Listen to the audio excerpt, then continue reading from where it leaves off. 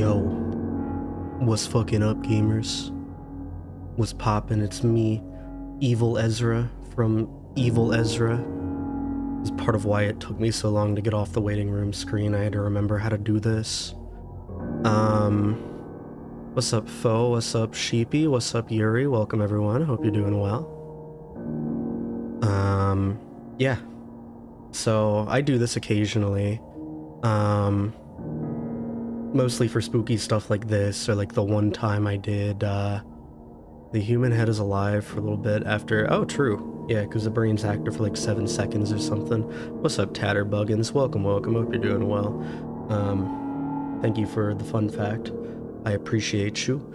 Now what the fuck was I saying? No, it is really obnoxious to change the colors on my model, because the way VTube Studio does it is, frogs have no gag reflex, that sounds correct, you have to go in and they have different art meshes on the model and you have to like change the color, and since I don't do this very often, I don't ever remember which art meshes they are, so I have to like click on the little thing that makes it light up and figure out which ones are my eyes, and it's a whole thing, but we're vibing.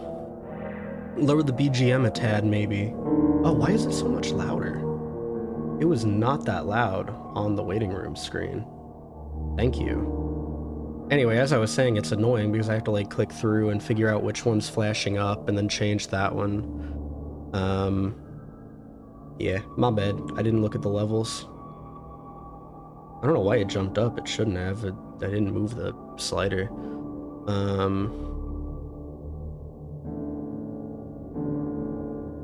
Put it like there. That should be good, I hope. If it's still too loud at any point, someone yell at me. Okay. Nah, but anyway, I put on the Evil Ezra outfit. The Evil Ezra stays on during sex.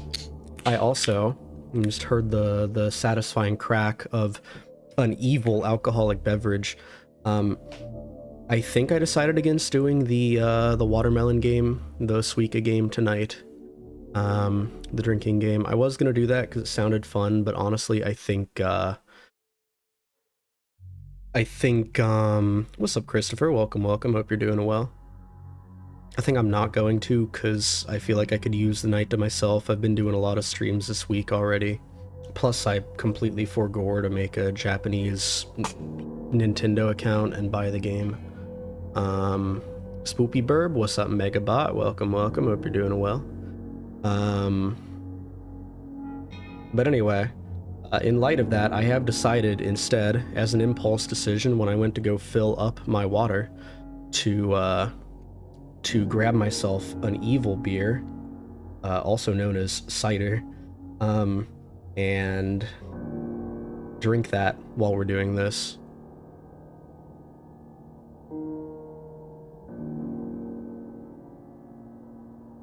So yeah, we're chilling.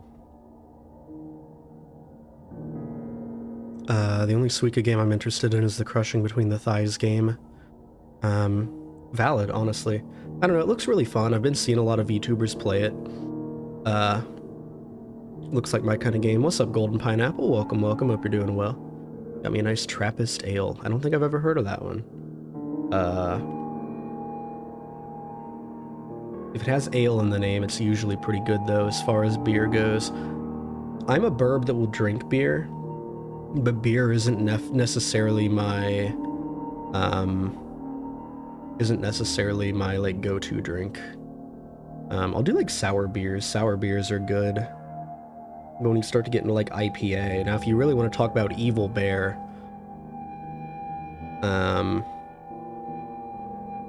if you really want to talk about evil beer, did I say bear? I think I did. Evil beer. That's IPAs. Then you get double IPA, and that's like a comically evil supervillain, like not even redeemable. Their actions like aren't even slightly justifiable. If you wanted to be extra evil, bust out the white monster. I would have, but I already had one this morning. I'll be drinking one tomorrow during Liza P, probably. But yeah, I see people putting some suggestions in the chat. I do see the SCP ones. I do see... I've never actually heard of NMI. Apparently, I think you're talking about No More Innocence. I've heard of that one. well, no, what I meant to say is I haven't heard of that one. I looked it up the first time you mentioned it in the Discord, and apparently it was pretty popular, but I had never heard of it, so that's why I was like kind of surprised, tripped over myself there, trying to explain that. So that one would actually be fresh for me. Then I see the SCPs too, and honestly, I think it might be better for my OCD brain and for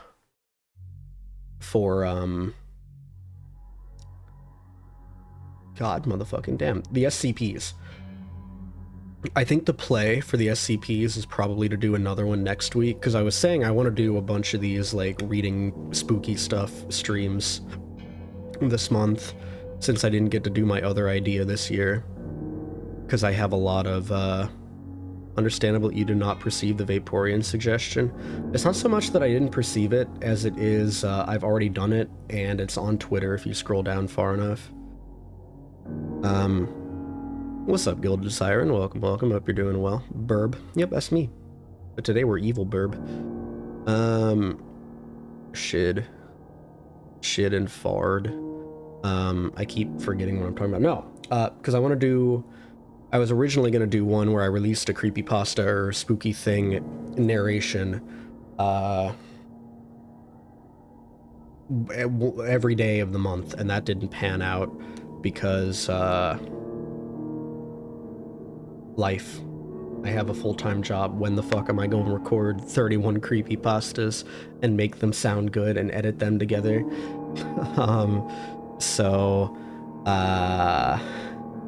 You know, it'd be like that. But that said, I do want to do more narrations, so I think SCP is probably going to be, I think it's going to be next week. I'll do that. I also want to do another community games night next week, so I don't know which one's going to get the Friday slot and which one's going to get the Saturday slot, but in any event, I'm seeing the SCP suggestions, and I already also had some other ones in mind. That'll be coming, just not today. So with that out of the way, I am going to leave y'all in suspense for a little bit longer, because it just ended up being fucking burning in my room. I don't know what causes that. I don't know if it's like my PC running hotter because it's like encoding the stream. What's up, Brandon? Welcome, welcome. Hope you're doing well. I don't know if it's like my PC heating up or if I just like decide to get warm. But like, I need to fucking solve that problem, or else I'm gonna be sweating my ass off. So let me go turn down the evil temperature in my evil nest, and then we will read some creepypastas evilly.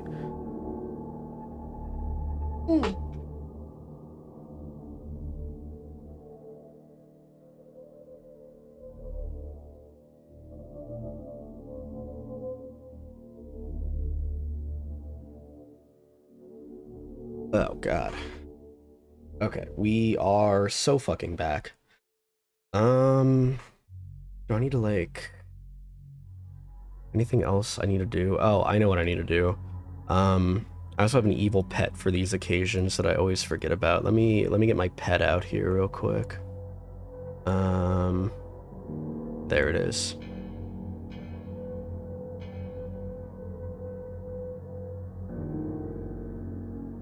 There we go. There's it's attached to my hair, not my shoulder. There we go. There's my evil friend. Alright, there we go. That's what I was missing. I felt like I was missing something. Anyway, I have 3 creepypastas pulled up right now, and I think I know what order I'm gonna read them in. Those 3 are The Russian Sleep Experiment, Sonic.exe, and Jeff the Killer.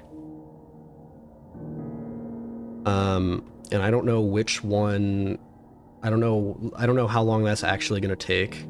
Hey, it's Iron Mouse's cousin, is it? What's up, Iron Mouse's cousin? What's good, gamer?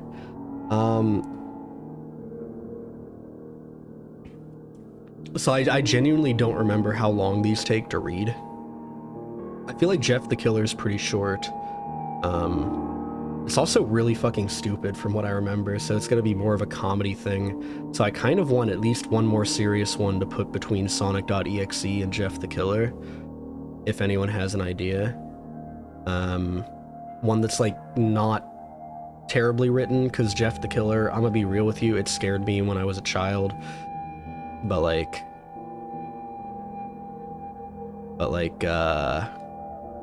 it's not good. It's kind of stupid. I'm thinking of a certain part in it. It's kind of really stupid. Slenderman. The thing about Slenderman, let me see. Also, it scared you yesterday. Got it. Yeah, clearly. Oh, estimated reading time 16 minutes. January 14th, 2010. Okay, there is one. Now that is interesting. I didn't know there was like an actual creepypasta. I thought it was just like the pictures with like something pee pee poo poo. Baraska's really good, but that's also like a novel in and of itself. I do recommend a read if you've never heard of it though. It's very good.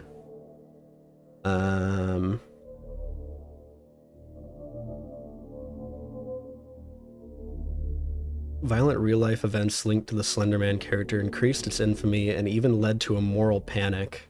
I remember that. Unironically, I remember coming home one day from school and Birb mother was like, "Hey, Ezra, have you ever heard of a thing called Slenderman?" And I had to like navigate that conversation. Because my Birb mother is definitely one of the people that listens to everything she reads on Facebook. You know the types. Mystery Flesh Pit, I think that was fun. Mystery Flesh Pit is such a good piece of media. I wish they'd make a game out of it. The original thin guy. Who means Slenderman? Oh yeah. Anyway, I was saying I do remember the crimes happening, and I remember it was like a whole thing. And you know, obviously it's very tragic, but like, that didn't happen because Slenderman was written. But I won't get too deep into that. It's been 20 minutes and we still haven't read any creepypastas, so it's time to read some fucking creepypastas.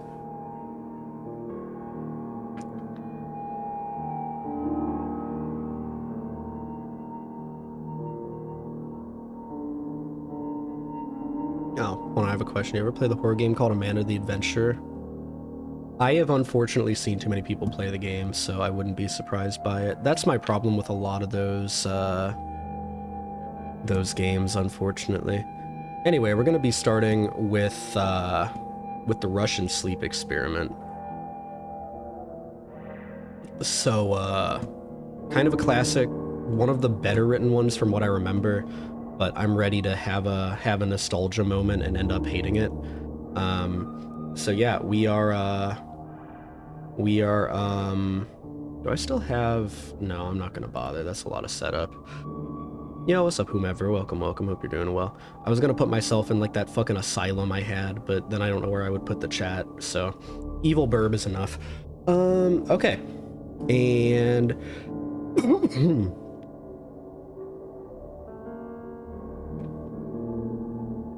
spooky now. Spooky now. Spooky now.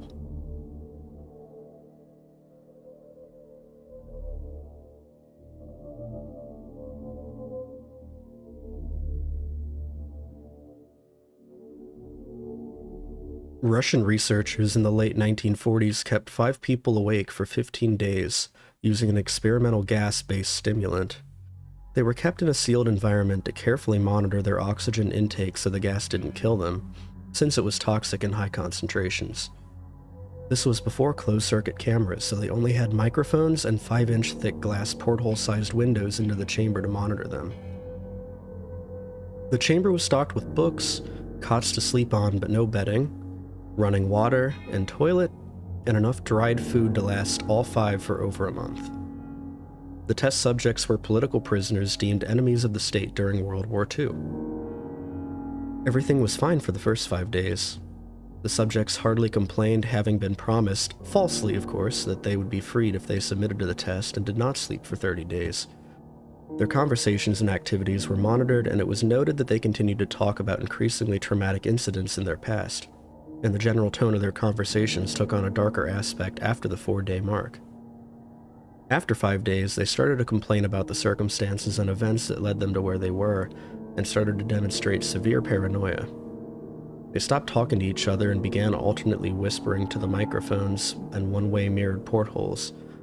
Oddly, they all seemed to think they could win the trust of the experimenters by turning over their comrades, the other subjects in captivity with them. At first, the researchers suspected this was an effect of the gas itself. After 9 days, first of them started screaming. He ran the length of the chamber, repeatedly yelling at the top of his lungs for 3 hours straight. He continued attempting to scream, but was only able to produce occasional squeaks. The researchers postulated that he had physically torn his vocal cords. The most surprising thing about this behavior is how the other captives reacted to it, or rather, didn't react to it. They continued whispering to the microphones until the second of the captives started to scream. The 2 non-screaming captives took the books apart, smeared page after page with their own feces, and pasted them calmly over the glass portholes. The screaming promptly stopped. So did the whispering to the microphones. After 3 more days passed, the researchers checked the microphones hourly to make sure they were working, since they thought it impossible that no sound could be coming with 5 people inside. The oxygen consumption in the chamber indicated that all 5 must still be alive. In fact, it was the amount of oxygen 5 people would consume at a very heavy level of strenuous exercise. On the morning of the 14th day, the researchers did something they said they would not do to get a reaction from the captives. They used the intercom inside the chamber, hoping to provoke any response from the captives they were afraid were either dead or vegetables. They announced, "We are opening the chamber to test the microphones. Step away from the door and lie flat on the floor or you will be shot. Compliance will earn one of you your immediate freedom." To their surprise, they heard a single phrase in a calm voice response. "We no longer want to be freed." Debate broke out among the researchers and the military forces funding the research. Unable to provoke any more response using the intercom, it was finally decided to open the chamber at midnight on the 15th day. The chamber was flushed of the stimulant gas and filled with fresh air, and immediately, voices from the microphones began to object. 3 different voices began begging, as if pleading for the life of loved ones to turn the gas back on. The chamber was opened and the soldiers sent in to retrieve the test subjects. They began to scream louder than ever, and so did the soldiers when they saw what was inside. 4 of the 5 subjects were still alive, although no one could rightly call the state that any of them were in life. The food rations past day 5 had not been so much as touched. There were chunks of meat from the dead test subjects' thighs and chest stuffed into the drain in the center of the chamber, blocking the drain and allowing 4 inches of water to accumulate on the floor. Precisely how much of the water on the floor was actually blood was never determined. All 4 surviving test subjects also had large portions of muscle and skin torn away from their bodies. The destruction of flesh and exposed bone on their fingertips indicated that the wounds were inflicted by hand, not with teeth, as the researchers initially thought. Closer examination of the position and angles of the wounds indicated that most, if not all of them, were self-inflicted. The abdominal organs below the rib cage of all 4 test subjects had been removed. While the heart, lungs, and diaphragm remained in place, the skin and most of the muscles attached to the ribs had been ripped off, exposing the lungs through the rib cage. While the blood vessels and organs remained intact, they had just been taken out and laid on the floor, fanning out around the eviscerated but still living bodies of the subjects. The digestive tract of all 4 could be seen to be working, digesting food. It quickly became apparent that what they were digesting was their own flesh that they had ripped off and eaten over the course of days. Most of the soldiers were Russian special operatives at the facility. but still many refused to return to the chamber to remove the test subjects. They continued to scream to be left in the chamber, and alternately begged and demanded that the gas be turned back on, lest they fall asleep. To everyone's surprise, the test subjects put up a fierce fight in the process of being removed from the chamber. One of the Russian soldiers died from having his throat ripped out. Another was gravely injured by having his testicles ripped off and an artery in his leg severed by one of the subject's teeth. Another 5 of the soldiers lost their lives if you count ones that committed Roblox oof in the weeks following the incident. In the struggle, one of the 4 living subjects had his spleen ruptured and he bled out almost immediately. The medical researchers attempted to sedate him, but this proved impossible. He was injected with more than 10 times the human dose of morphine derivative and still fought like a cornered animal, breaking the ribs and arm of one doctor. When heart was seen to beat for a full 2 minutes after he had bled out, to the point there was more air in his vascular system than blood. Even after it stopped, he continued to scream and flail for another 3 minutes, struggling to attack anyone in reach, and just repeating the word more, over and over, weaker and weaker, until he finally fell silent. The surviving 3 test subjects were heavily restrained and moved to a medical facility, the 2 with intact vocal cords continuously begging for the gas, demanding to be kept awake. The most injured of the 3 was taken to the only surgical operating room that the facility had. In the process of preparing the subject to have his organs placed back within his body, it was found that he was effectively immune to the sedative they had given him to prepare him for the surgery. He fought furiously against his restraints when the anesthetic gas was brought out to put him under. He managed to tear most of the way through a 4-inch wide leather strap on one wrist, even though the weight of a 200-pound soldier holding that wrist as well. It took only a little more anesthetic than normal to put him under, and the instant his eyelids fluttered and closed, his heart stopped. In the autopsy of the test subject that died on the operating table, it was found that his blood had triple the normal level of oxygen. His muscles that were still attached to his skeleton were badly torn, and he had 9 broken bones in his struggle not to be subdued. Most of them were from the force his own muscles had exerted on them. The second survivor had been the first of the group of 5 to start screaming. His vocal cords destroyed, he was unable to beg or object to surgery, and he only reacted by shaking his head violently in disapproval when the anesthetic gas was brought near him. He shook his head yes when someone suggested, reluctantly, they try the surgery without anesthetic, and did not react for the entire 6-hour procedure of replacing his abdominal organs and attempting to cover them with what remained of his skin. The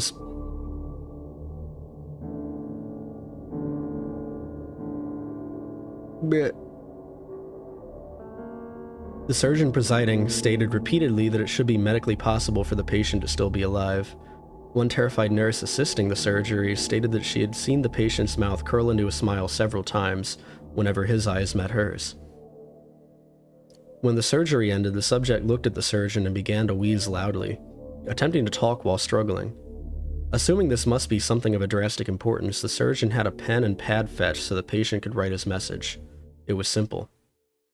Keep cutting. The other 2 test subjects were given the same surgery, both without anesthetic as well, although they had to be injected with a paralytic for the duration of the operation. The surgeon found it impossible to perform the operation while the patients laughed continuously. Once paralyzed, the subjects could only follow the attending researchers with their eyes.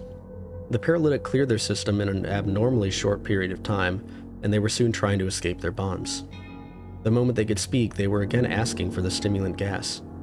The researchers tried asking why they had injured themselves, why they had ripped out their own guts, and why they wanted to be given the gas again. Only one response was given. I must remain awake. All 3 subjects' restraints were reinforced, and they were placed back into the chamber awaiting determination as to what should be done with them.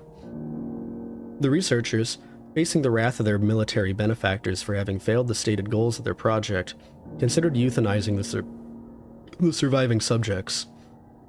The commanding officer, an ex-KGB, instead saw potential and wanted to see what would happen if they were put back on the gas. The researchers strongly objected, but were overruled. In preparation for being sealed in the chamber again, the subjects were connected to an EEG monitor and had their restraints padded for long-term confinement. To everyone's surprise, all 3 stopped struggling the moment it was let slip that they were going back on the gas. It was obvious at this point all three were putting up a great struggle to stay awake. One of the subjects that could speak was humming loudly and continuously. The mute subject was straining his legs against the leather bonds with all his might. First left, then right, then left again for something to focus on. The remaining subject was holding his head off his pillow and blinking rapidly. Having been the first to be wired for EEG, most of the researchers were monitoring his brainwaves in surprise. They were normal most of the time, but sometimes flatlined inexplicably. It looked as if he were repeatedly suffering brain death before returning to normal. As they focused on paper scrolling out of the brainwave monitor, only one nurse saw his eyes slip shut at the same moment his head hit the pillow. His brainwaves immediately changed to that of deep sleep, then flatlined for the last time, as his heart simultaneously stopped. The only remaining subject that could speak started screaming to be sealed in now. His brainwaves showed the same flat lines as one who had just died from falling asleep. The commander gave the order to seal the chamber with both subjects inside, as well as 3 researchers. One of the named 3 immediately drew his gun and shot the commander point blank between the eyes, then turned the gun on the mute subject and blew his brains out as well. He pointed his gun at the remaining subject, still restrained to a bed, as the remaining members of the medical and research team fled the room. "I won't be locked in here with these things. Not with you," he screamed at the man strapped to the table. "What are you?" he demanded. "I must know." The subject smiled. "Have you forgotten so easily?" the subject asked. "We are you. We are the madness that lurks within you all, begging to be free at every moment in your deepest animal mind. We are what you hide from in your beds every night. We are what you sedate into silence and paralysis when you go to the nocturnal haven where we cannot tread." The researcher paused, then aimed at the subject's heart and fired. The EEG flatlined as the subject weakly choked out. "So, nearly free." And that was the Russian sleep experiment. Woo! Yeah, baby! Anyway, if anyone's wondering about the Roblox oof, YouTube doesn't like when you say the actual word, so I had to try really hard not to laugh when I did that.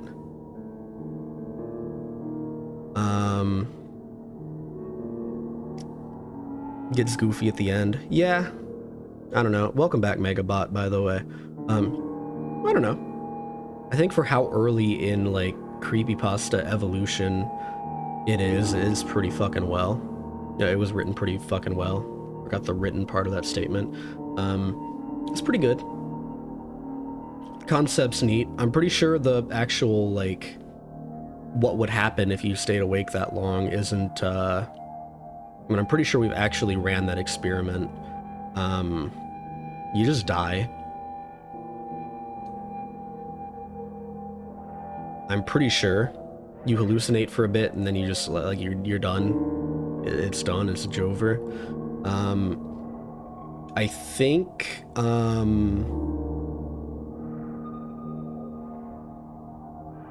maybe there's something supernatural going on in this one. Who fucking knows? I don't know. We could do like a lore deep dive on it, but I don't think there is any lore.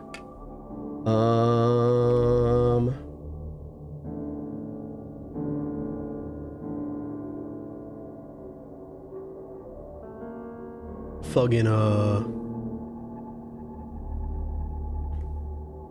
god dang. I don't know, I felt like I had more to say, but no, game good. No, game good? Creepypasta good. What is wrong with me? Yeah, story good. Good story.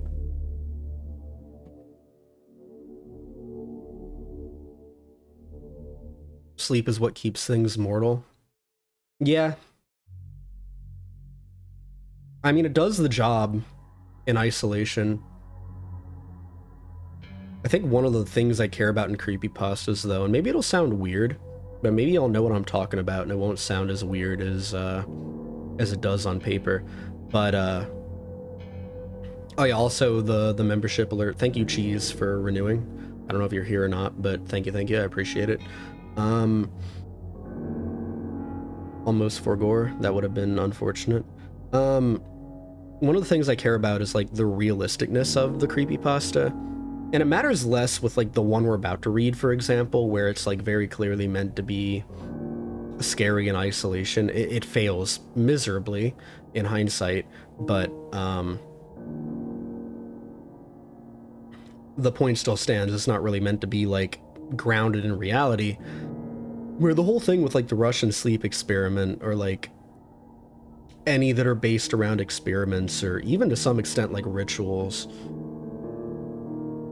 I feel like they have to have some kind of like realism to them to achieve any kind of scariness, you know? And unfortunately, the whole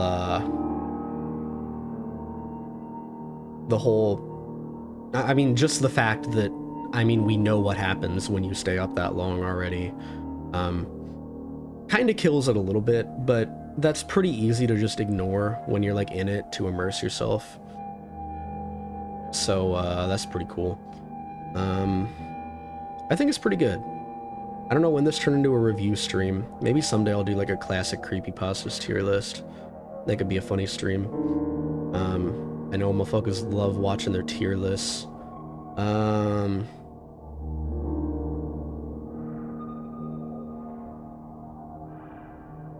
Or like a creepypasta mascot smash or pass. God, that would be actually hilarious, but also fucking... I could probably get Rui in on that. Rui's a monster fucker. She has her license.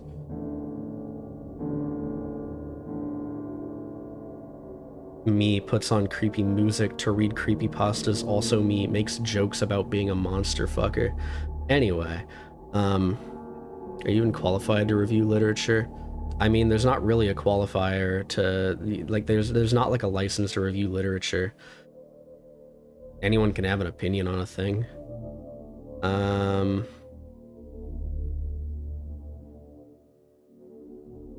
mean, there are people that are like, you know, quote unquote experts, or I guess like people who have doctorates or whatever in literature, but like, I don't know. I have tastes. I can tell when I like or dislike something, and I like the Russian sleep experiment. I'm just making observations. I do like to think I'm pretty insightful with that sort of thing, though.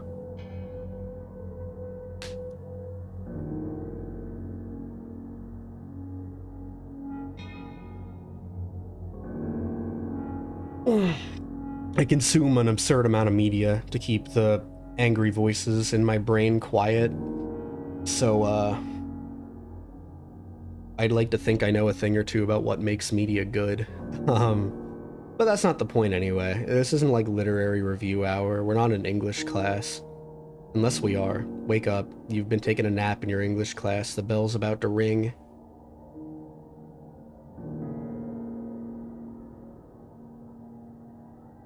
I can't actually hear the music in my own headphones, but I have to imagine that that was pretty clear. That was pretty creepy, the way I did that. I'm gonna say it was.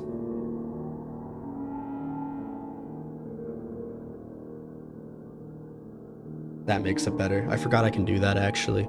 I think I've never properly done that with, like, the evil Ezra. Holy fuck, that's terrifying. I kind of love it. Anyway, enough stalling.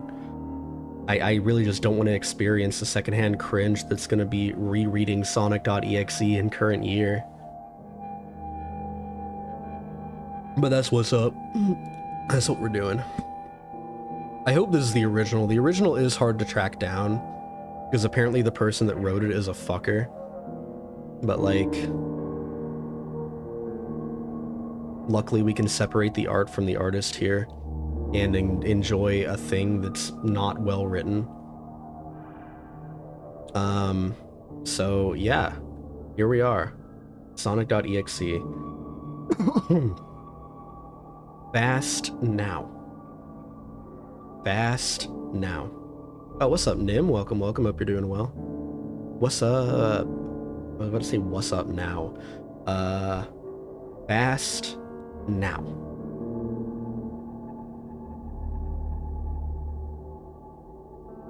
I'm a total Sonic the Hedgehog fan, much like everyone else.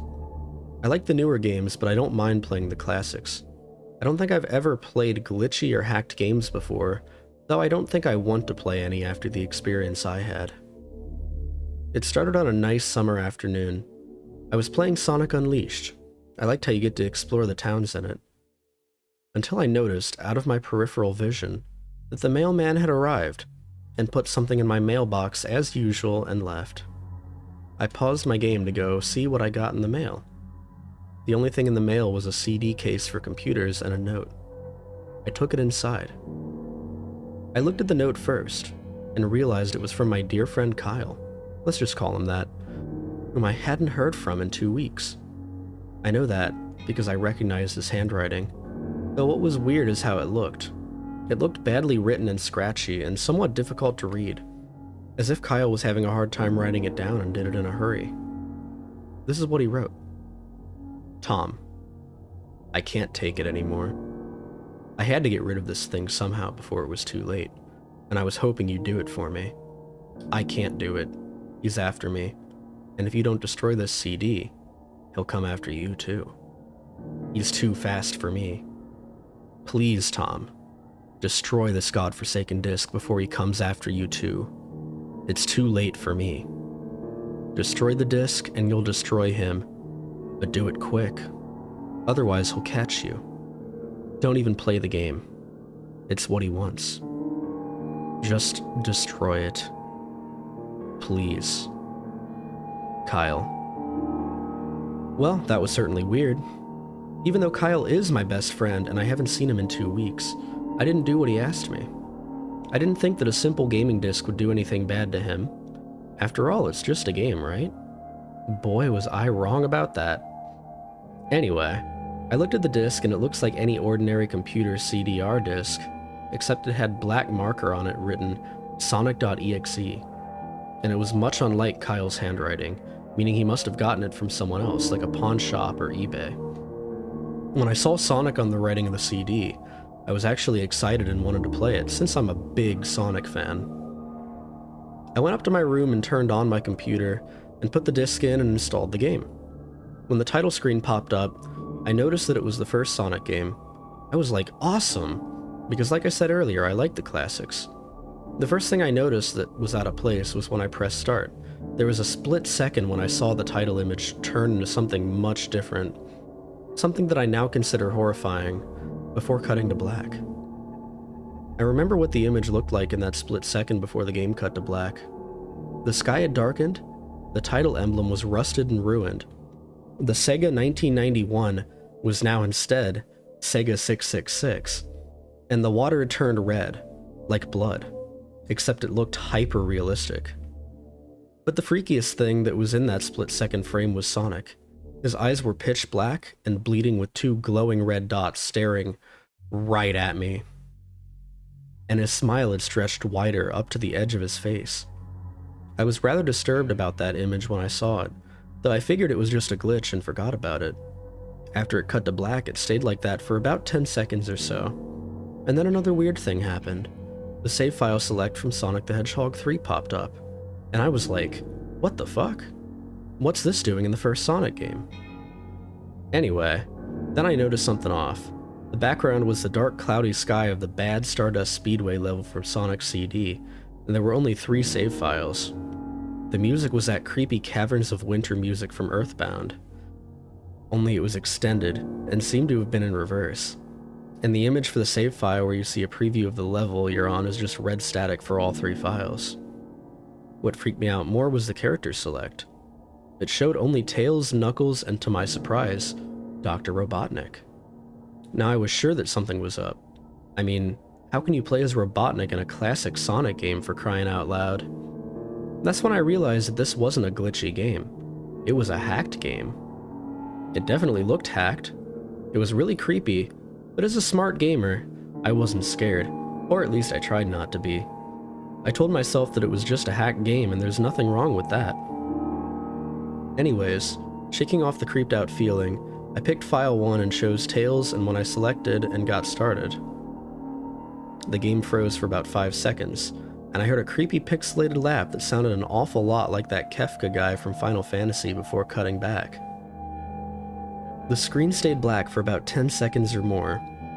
Then it showed the typical level title thing, except the simplistic shapes were different shades of red, and the text showed only Hill, Act 1. The screen faded in and the level title vanished, revealing Tails in the Green Hill Zone from Sonic 1. The music was different though. It sounded like a peaceful melody in reverse. Anyway, I started playing and had Tails start running like he would in any of the classic Sonic games. But what was odd about that was that as Tails was running along the level, there was nothing but flat ground and a few trees for 5 minutes. That was when the peaceful music started to lower down into slow, deep tones very slowly as I kept going. I suddenly saw something and I stopped to see what it was. It was one of the small animals, lying dead on the ground bleeding. That was when the music started to slow down. Tails had a shocked and saddened look on his face that I never saw him have before, so I had him move along, and he kept that worried look on his face. As he kept moving, I saw more dead animals as Tails moved past them, looking more and more worried as the music lowers and he moves past more dead animals. I was shocked to see how they all died. It looked like somebody killed them in rather gruesome ways. A squirrel was hanged on a tree with what appeared to be his entrails hanging out. A bunny had all 4 of his limbs torn off, and a duck had his eyes gouged out and his throat slit. I felt sick to my stomach when I saw this massacre, and apparently so did Tails. After a few more seconds, there were no more animals, and the music seemed to have stopped. I still kept Tails to continue. After a minute passed, the music stopped. Tails was running up a hill, and then he stopped. It wasn't until I saw why. Sonic was there on the other side of the screen with his back against Tails with his eyes closed. Tails looked happy to see Sonic, but then his smile faltered, obviously noticing that Sonic wasn't responding to him, if not acting as if he was totally oblivious of Tails' presence. Tails walked slowly towards Sonic, and I noticed that I wasn't even moving my keyboard to make him move. So this had to have been a cutscene. Suddenly, I began to have a feeling of growing dread as Tails walked closer to Sonic to get his attention. I felt that Tails was in danger and something bad was going to happen. I heard faint static growing louder as Tails was but inches away from Sonic and stopped and stuck his hand out to touch him. That foreboding feeling in my gut was growing stronger, and I felt the urge to tell Tails to get away from Sonic as the static grew louder. Suddenly, in a split second, I saw Sonic's eyes open, and they were black with those glowing red dots, just like that title image, though there wasn't a smile. When that happened, the screen turned black and the static sound was off. It stayed black for about 7 seconds, and then white text appeared forming a message, saying, "Hello. Do you want to play with me?" At this point I was creeped out. I didn't want to continue with the game. But my curiosity got the better of me, and I was taken to a different level with the level title now saying, Hide and Seek. This time, I was in the Angel Island level from Sonic 3, and it looked like everything was on fire. Tails looked as though he was scared out of his wits this time. He actually looked at me and made frantic gestures to me as if he wanted to get out of the area he was in as fast as possible. I was starting to get freaked out by this. I mean, Tails was actually breaking the fourth wall, trying to tell me to get him out of there. So I pressed down on the arrow key as hard as I could and made him run as fast as he could. A pixelated version of that creepy theme when you meet Shadow at the Ark as Robotnik from SA2 was playing as I made Tails trek through the desolate forest, trying to help him escape from whatever he was trying to run from. Suddenly, I heard that creepy laugh again. That awful Kefka laugh. Right after 10 seconds had passed as I was helping Tails run through the forest. And then I started seeing flashes of Sonic popping everywhere on the screen, again with those black and red eyes. The music changed to that suspenseful drowning jingle as I see Sonic behind Tails slowly gaining up on him, flying. Sonic wasn't running, he was actually flying. The flying pose the sprite was making looked very similar to Metal Sonic's flying pose in Sonic CD, except it was just Sonic and he had the black and red eyes again. Only this time, he had the most deranged looking grin on his face.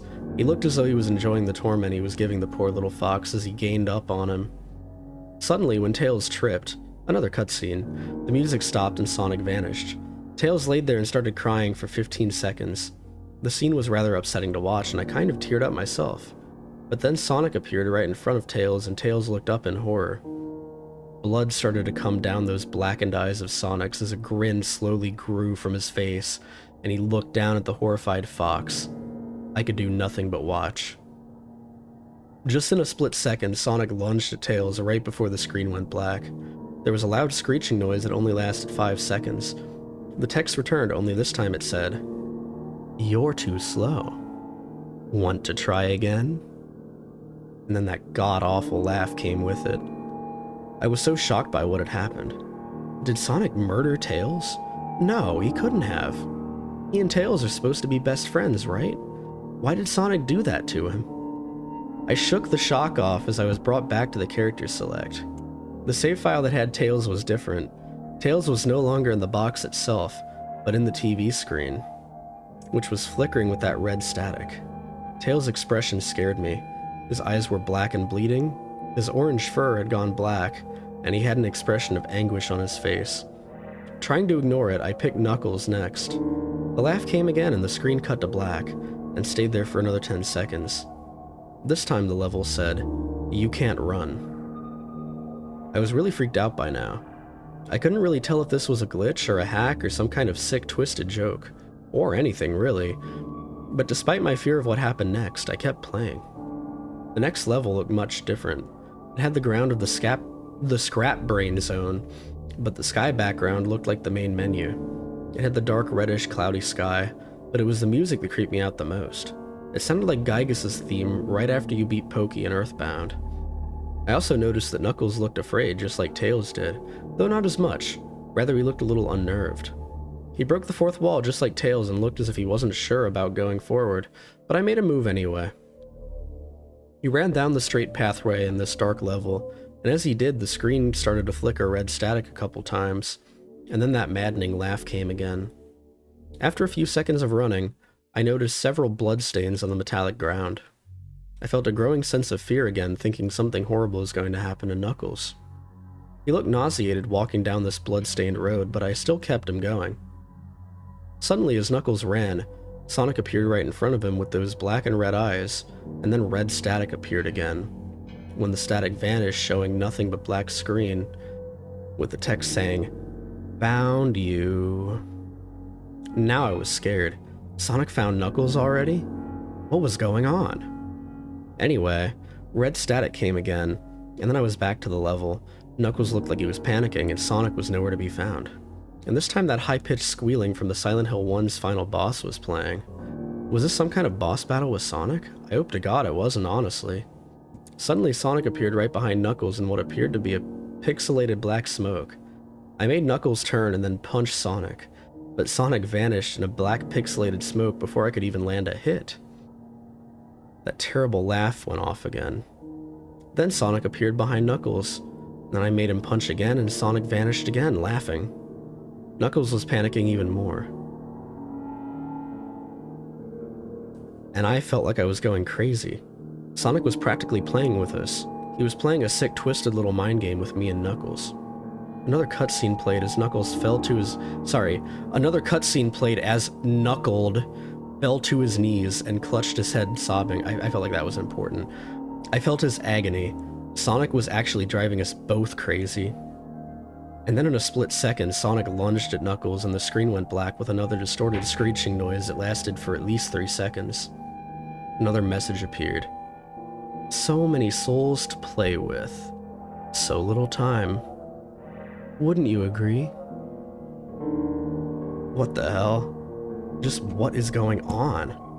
I started to think Sonic was actually trying to talk to me through the game, but I was too scared to think that. I was brought back to the main menu, and this time the second file box had Knuckles on the TV screen. His red fur had darkened to a reddish gray. His dreadlocks were dripping with blood, and his eyes were black and bleeding too, and he had a look of sadness on his face. I began to think that those are the actual characters trapped in those TV screens on the save files, but I couldn't believe it. I didn't want to believe it. So I shut off the game and took a break. I took a nap. Though I wish I hadn't, because then I began to have the most disturbing nightmare. I was in pitch black darkness. I was under the light given off by a lamp that hung high above my head. I could hear the cries of Knuckles and Tails nearby. They were saying stuff like, "Help us!" and "Why did you give us to him?" and "Run away before he gets you too." Their cries died out as I then heard Sonic laugh. His laugh. It sounded a lot like the distorted Kefka laugh. The thing I've said 10 times. I need to stop trying to take this seriously. It's hurting me trying not to laugh. What's up, Sergeant Doom? Welcome. Hope you're doing well. This is so fucking bad. You have to understand, this I'm gonna take a break too. Bro took a break to take a nap. I'm gonna take a break for my sanity. Oh my god. You have to understand, when I was a child, like many people were when they were children,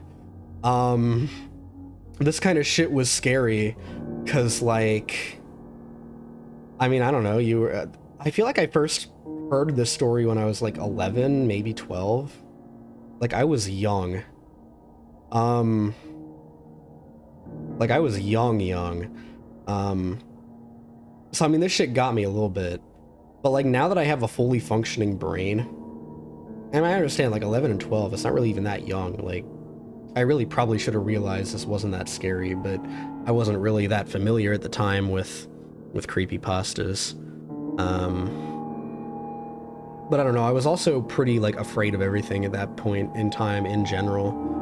I would like lay in bed at night and I'd be like, this was pre Five Nights at Freddy's, so I was like, it was probably Slender Man I was terrified of. I'm like, I cannot look at my hallway because Slender Man will be in the hallway, and then there will be static, and Sonic.exe will come out of my computer. Because I was a dumb kid that was afraid of everything. So there's some level of nostalgia for this. And some of the imagery would be at least a little bit better if it was well written. In fact, actually, there's a web series I've seen lately. Not lately, but recently. I guess those are functionally the same word. I don't know. Anyway, it's called Sonic.eyx, I think. Or like, no, that's the game. That's a reimagining of the game version, like the playable itch.io one. That's pretty good though. Does some cool programming tricks to fuck with your computer. Not in a malicious way, just in like a fun, spooky way. And then, fuck, why can't I remember what it is? I'm losing my fucking mind.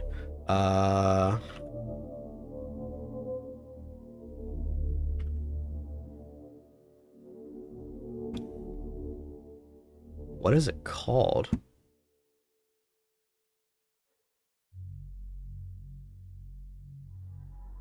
Why am I blanking? I should know this.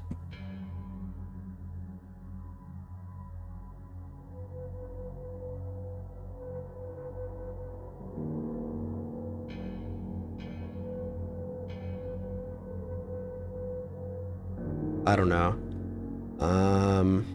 It's blue something. Anyway, it's basically they took fucking Sonic.exe and made an analog horror out of it. The animation is really fucking well done. But the plot of the thing, I think, is where it really goes from like kind of good in concept, like enough to scare a pee-pee poo-poo baby like I was, to like a lot of children was. Like, this popped off for a fucking reason. Well, that and Markiplier playing the game also helped, but I don't know. I'm like working 3 tangents at once, and I don't know which one I'm actually talking about anymore. The point is, I think that, one, the way it's written is just fucking god-awful. Like, bro does not... Like, he just keeps repeating himself. Everything in the game is pulled from another video game. It's like, oh, it's Kefka's laugh from fucking Final Fantasy, or the sound from Silent Hill 1. Like, my brother in Christ, you are playing a ROM hack. The 17-year-old on itch.io that mailed you a DVD cannot hurt you. I promise.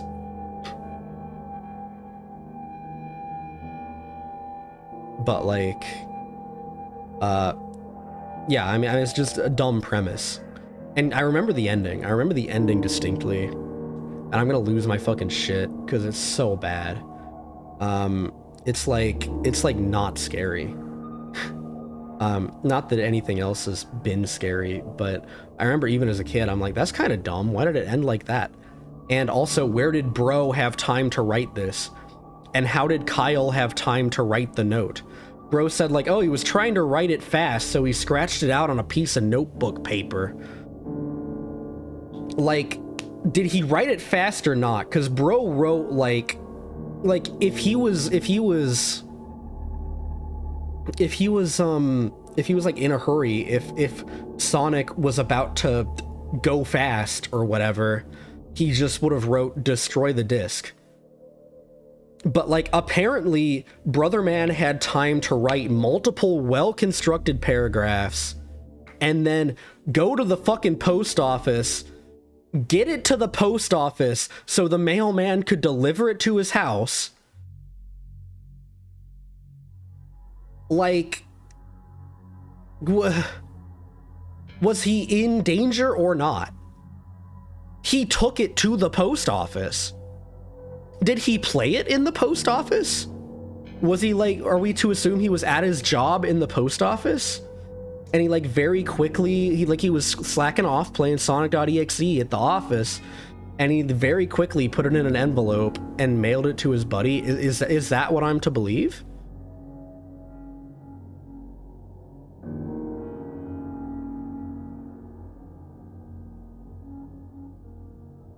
I guess so. What's up, Drek? It's like Gygus from Earthbound. You know what I'm talking about, reader. I mean, to be fair, Earthbound is a pretty, like, well-known game. I know, I was gonna say that it's probably written by a child based on the writing style, because it's very, like, run-on, very, like, not easy to read. There were certain parts where I, like, actively tried to make it make more sense than it was as written. Most of the things were either me, like, struggling to read it because it didn't make grammatical sense, or, like, actually trying to parse it so that it would make sense to your ears. But like I had to say knuckled. I can't believe Sunky.exe killed Knuckled. This is so sad. Rest in piss, Knuckled. But that's like the one thing. When this dropped from fucking Universal Music Studios, fucking, you would have had to already be a boomer to know about Earthbound. Like, you couldn't have been much older than I was. And I definitely had a better understanding of grammar than this fucking thing does at that age. But, I don't know. I don't know much about the guy. I don't really care, to be honest. Because it's not the point. But, I don't know. I mean, it was a fucking trendsetter. I wouldn't even say Bro should be embarrassed for this. But, like, it's a little cringe now, I'm not gonna lie. You know, I'm cringe and I'm free. If you enjoy Sonic.exe, power to you. If you're proud of writing Sonic.exe, if you happen to be lurking in my chat, I mean, power to you. You should. You wrote a fucking phenomenon.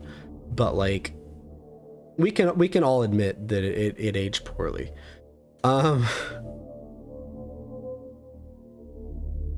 Where the fuck was it? Oh yeah, Kefka Laugh number 5 million. Need some water and then we'll continue.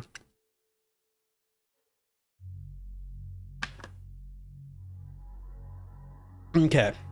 So to catch us up, we were in a dream. And we just heard Sonic's laugh. After Tails and Knuckles asked us from hell or something why we didn't save them. You're a lot of fun to play with, kid. Just like your friend Kyle, though he didn't last long. I was scared and looking around for the source of the voice. Won't be long now until you join him and all my other friends. I saw him walking toward me, flickering in and out in several directions. You can't run, kid. You're in my world now. just like all the others.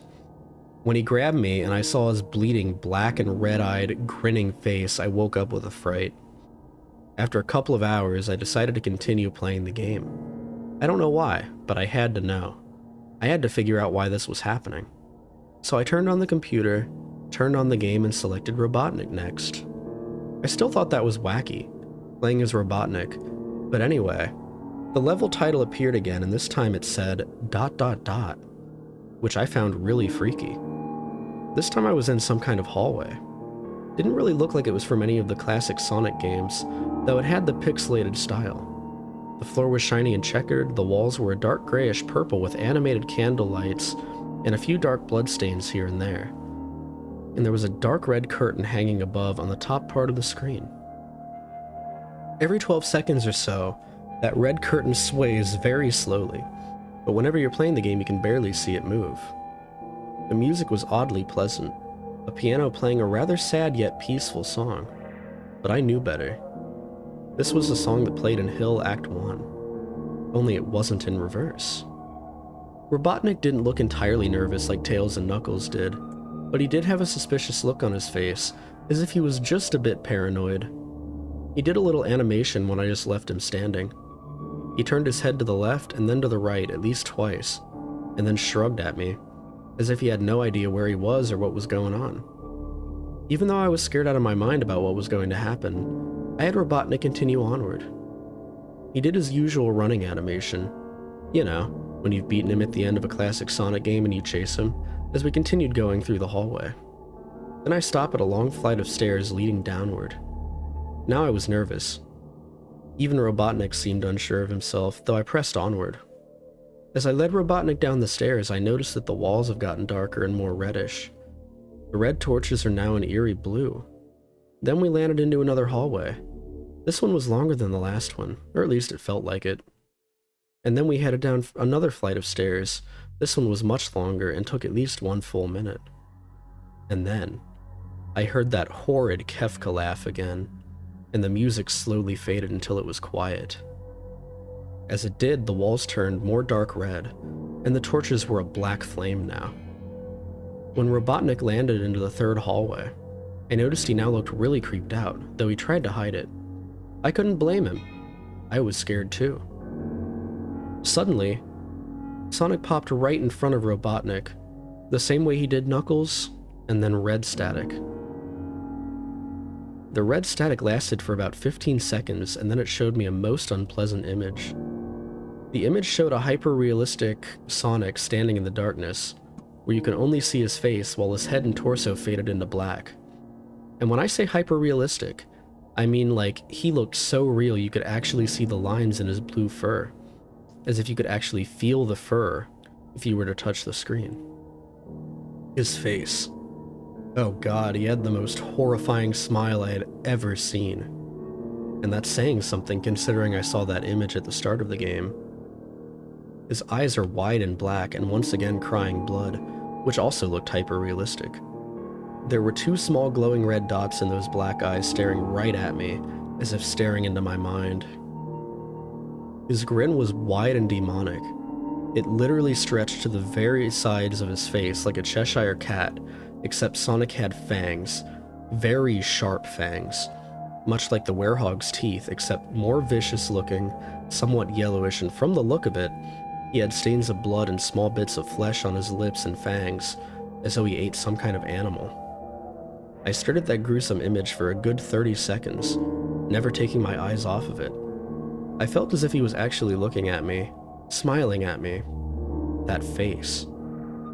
It just took 10 seconds for it to etch itself into my brain for good. Then the screen flickered with red static again 3 times. And on the 3rd time I heard the Kefka laugh, except this time it sounded distorted. Demonic even. It went back to the image again, but this time there was a text. And even though it was messed up, it was pretty much one of the most horrifying things I've looked at since I got the game.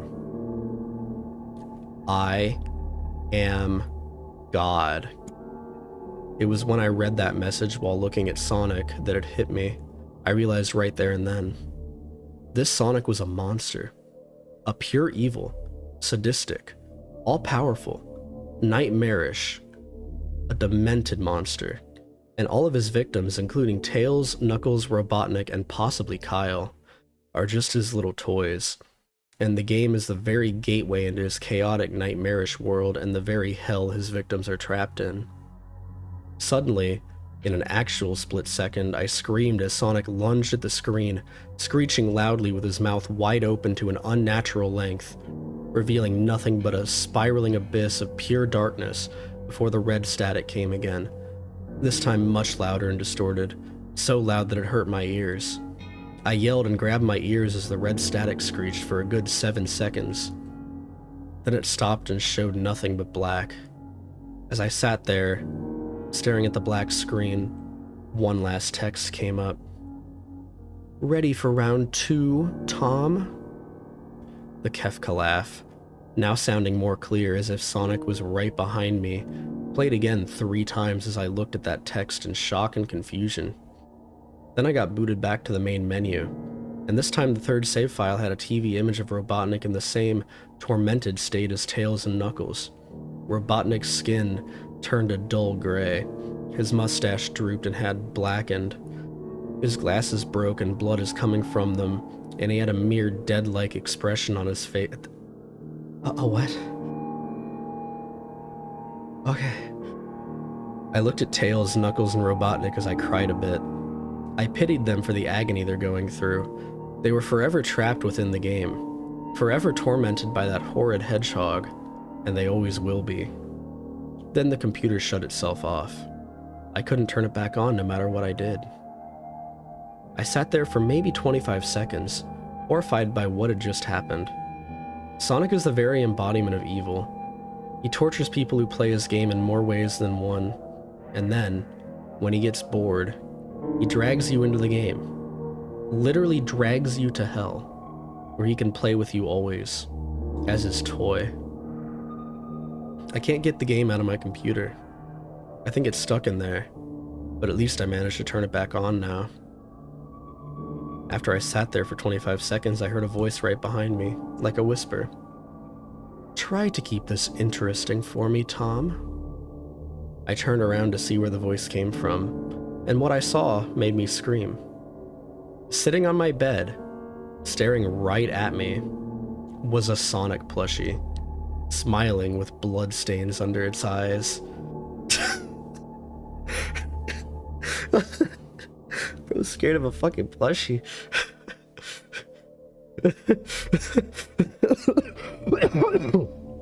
Fuck. Another thing I noticed is that bro is he's very obsessed with how long certain things took. Like he was sitting there for like a solid, like he was sitting there counting in his head. He's like, okay, that was 25 seconds. And now I'm going to hear the voice. Oh, the voice. A Sonic plushie. Ah! Oh no. Ah, not a Sonic plushie. And that was after exactly 25 seconds. But also after he managed to turn the computer on and write this entire story. Unless we're to assume that he waited 25 seconds after finishing writing the story, which doesn't make any sense. But more importantly than any of that, bro is scared of a plushie.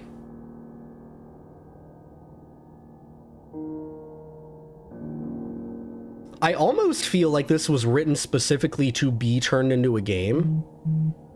Like he was like, oh hell yeah, someone's gonna see this and make it real.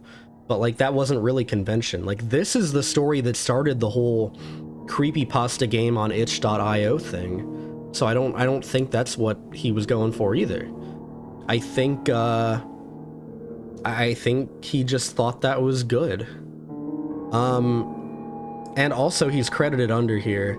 And the only 2 links are DeviantArt and furaffinity.net, and suddenly everything makes a lot more sense.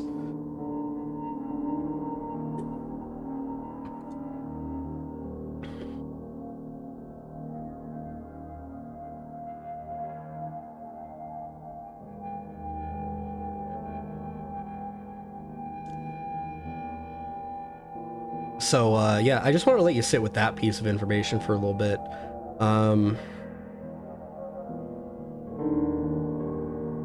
All right.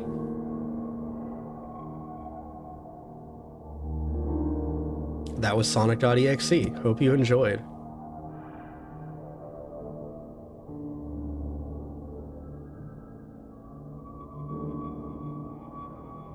Love you, gotta go. All right, see you, Tatter. Have a good night. I gave you 12 seconds to take in that information. And when you finally, just as you understood the implications of the furaffinity.net link, that damn horrid Kefka laugh, and then the screen, the Ezra stream static flickered 4 times. And after that, Ezra was staring back at me with dark, black eyes and hyper-realistic blood coming out of them. And on their shoulder was a distorted version of Bibble from the Barbie movies.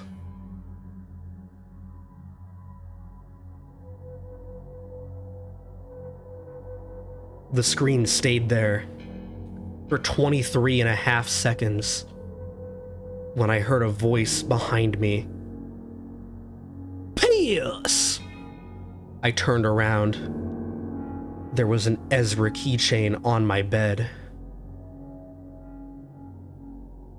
But its eyes had been cut out, and there was blood streaming down.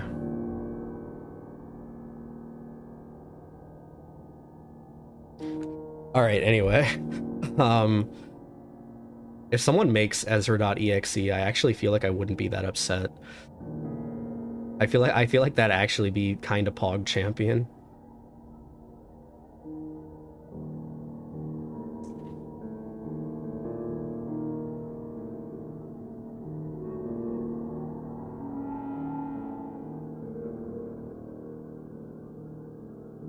Also, I found another one that I'm gonna read. I'm gonna read Gateway of the Mind, but I think I'm gonna do the Slender Man one first, because I actually don't know what this one is.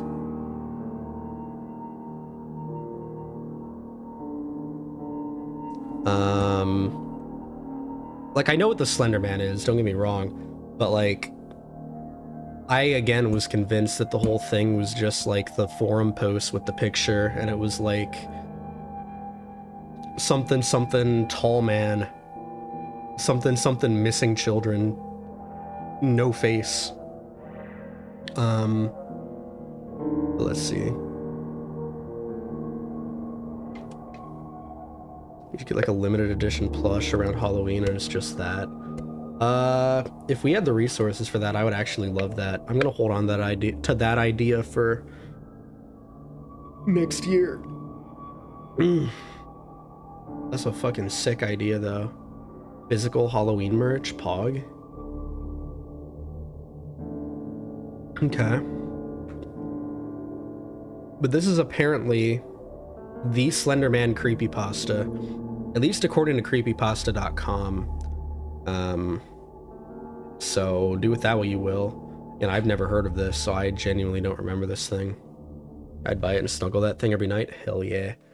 Nah, but honestly, that should be kind of funny if someone wrote an Ezra Andromyda creepypasta, or even just like a RealCorp creepypasta. That should be funny.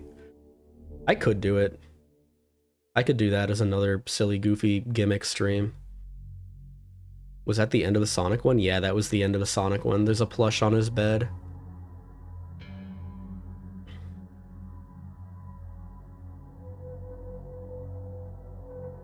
But, yeah.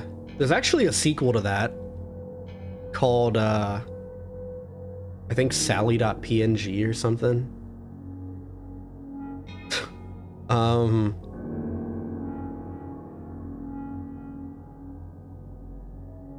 I'm not gonna read it, but it exists. What is it called?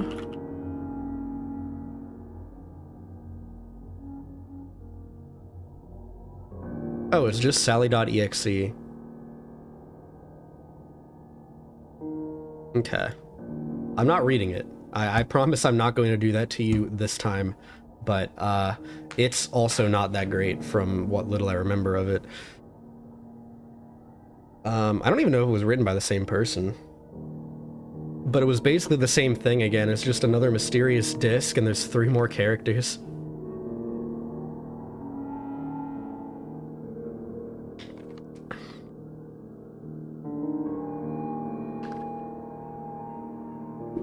Yeah, it says this one's about 16 minutes, but I'm gonna be narrating, so it might be longer, because that's 16 minutes of reading, not, like, narrating it, so we'll see. And it looks like it's written in the second person, which is pretty interesting. So if you'd like, you can close your eyes and imagine that you are in probably a forest, and there is a spooky tall white man somewhere in the woods. And he's out there, getting closer and closer as you go deeper into the woods. And finally, when you're at the deepest part of the woods, you encounter a clearing.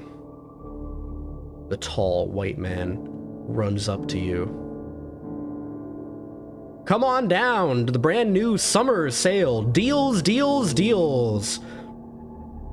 We got deals on this. We got deals on that. We got deals on pallets of water. Buy 200 water.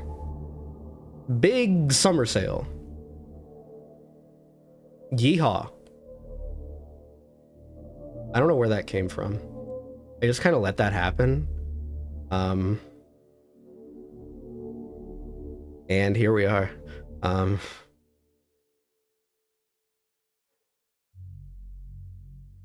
What's up, better namers? Welcome, welcome. Hope you're doing well. Yeah, anyway, we're gonna read the fucking Slender Man story now. I'm gonna read the actual spooky white man story. Alright. If only you hadn't looked back.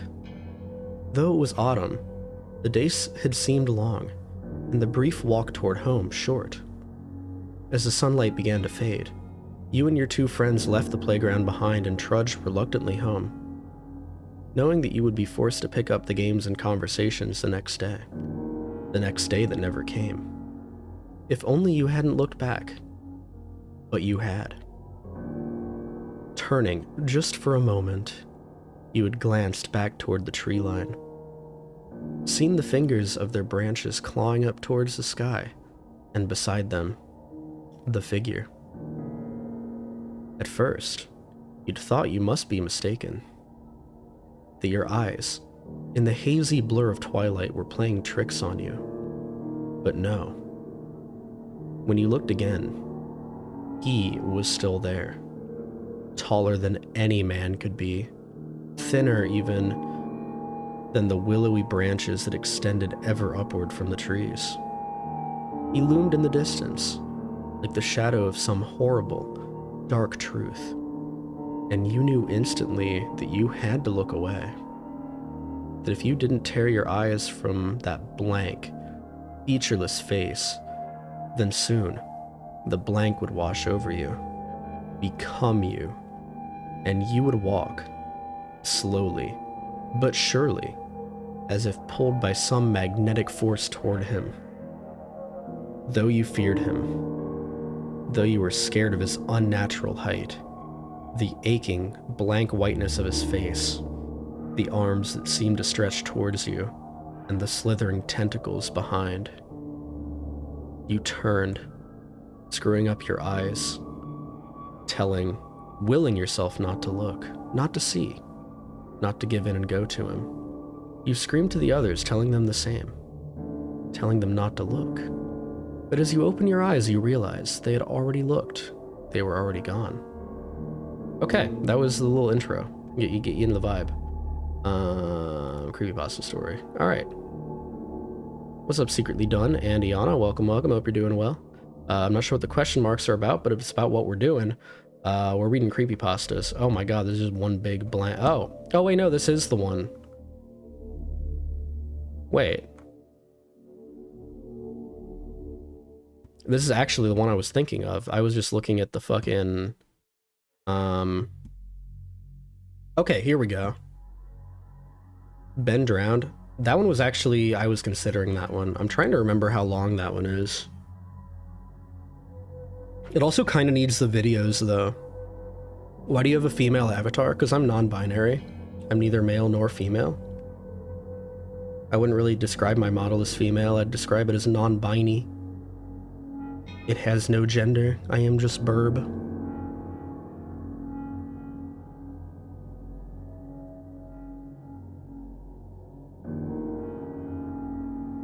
But, yeah. Alright, so now the actual thing. This is, I think, what was in the original post. After waking up with a jolt, the girl laid in bed a few seconds longer. Reaching over to switch on her bedside lamp, she tried to remember exactly what had stolen her sweet slumber away. When she couldn't, the brunette swung her legs over the side of the bed and heaved herself up.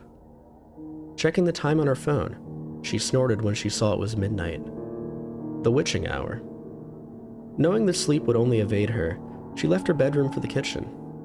A good cup of coffee on her mind. As she passed by her front door, a chill spread like liquid fire down her spine.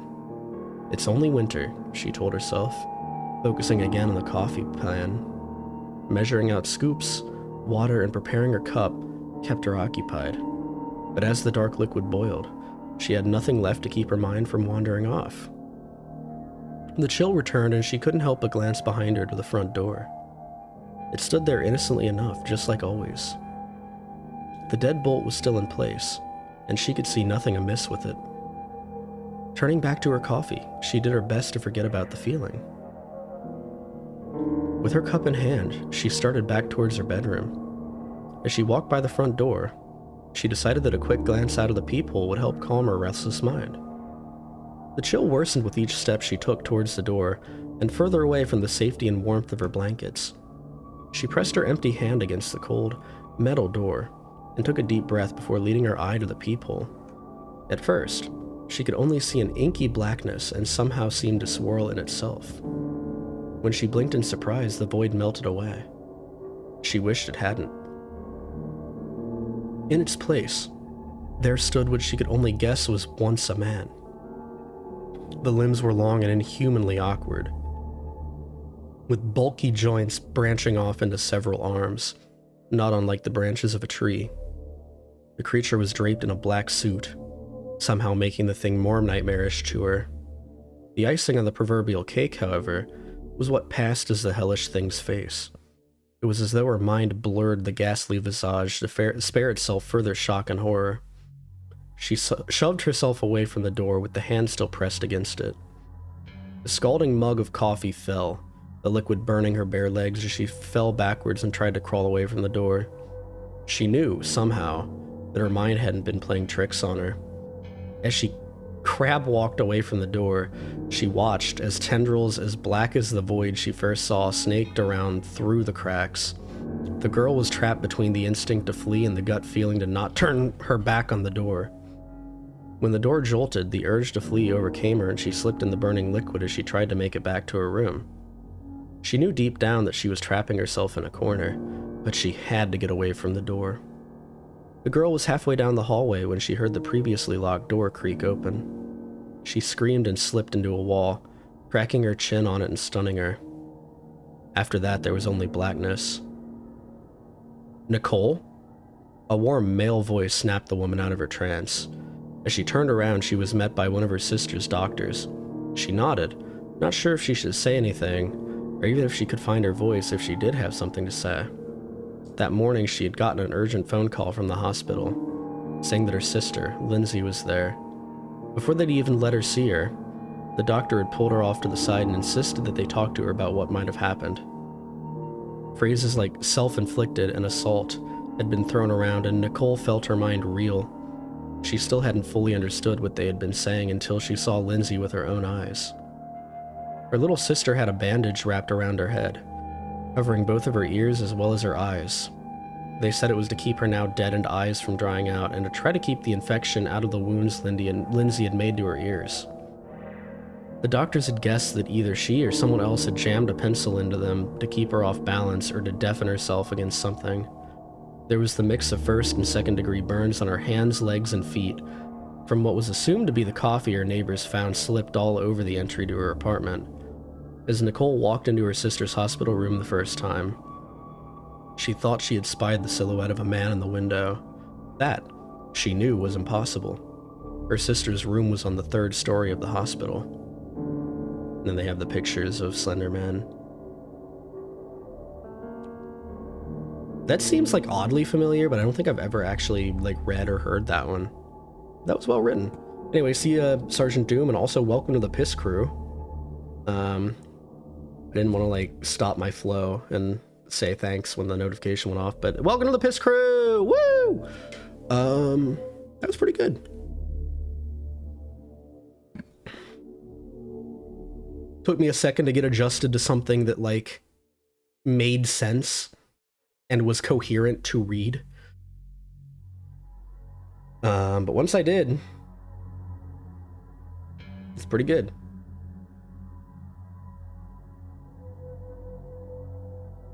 So that's cool. What's next? Still have 2 more. I think I'm gonna end on Gateway to the Mind, because that one's also pretty good, and Jeff the Killer's not gonna be good. This is gonna be another one that did not age. Oh my god, there's the picture. The picture still kind of gets me, but I think it's less like the image actually being creepy, because to be honest with you, it looks pretty fucking stupid. I think I just still have the brain wiring that tells me I should be scared of that image. Show it. Do y'all not know the Jeff image?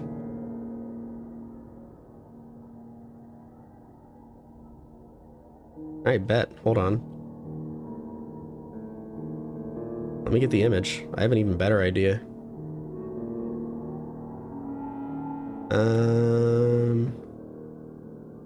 Where is... Not that. Slenderman window pic. Oh no, it's just like the doctored images that are like, how do you call it?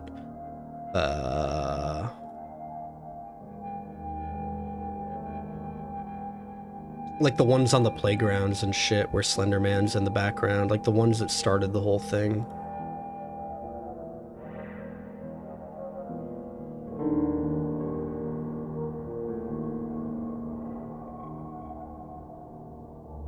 Alright, hold on. Let's see if this worked.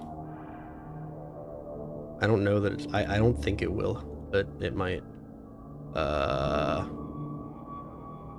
Yeah, it super didn't.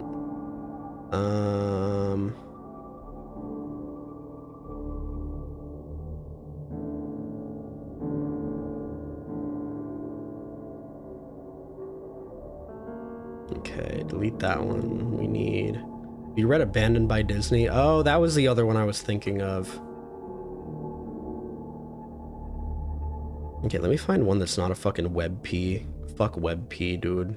I hate WebP.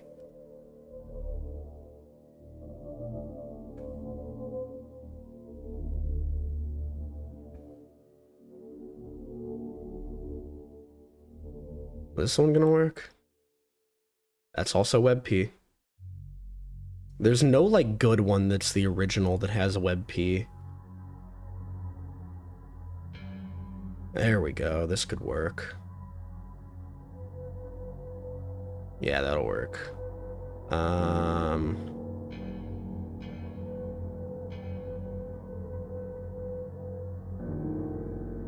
Alright, where do I want this? We'll put it, like, on my head. I have a new hat. I have a new headband. There we go. All right.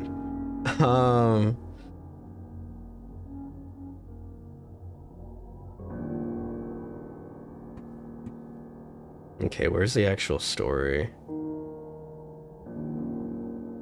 My name is Jeff.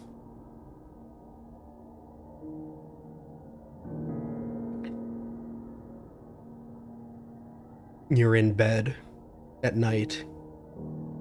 Your parents put you to sleep hours ago because you have school the next morning, but you can't sleep and you don't know why. Looking around to try to figure out what's keeping you awake, you spot a face in the window. The face has no eyelids, revealing dried out, wide pupils,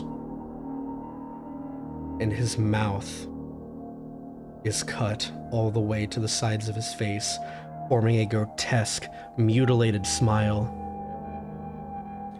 Before you can even scream, the man jumps into your room and says, "My name is Jeff."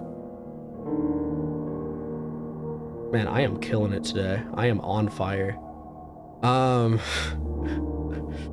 Okay. Now for the actual story.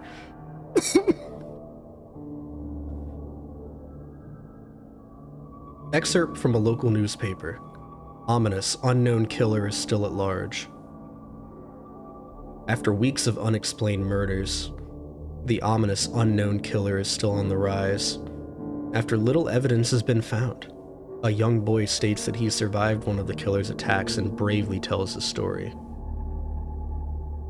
"I had a dream, and I woke up in the middle of the night," says the boy. "I saw that, for some reason, the window was open, even though I remember it being closed before I went to bed.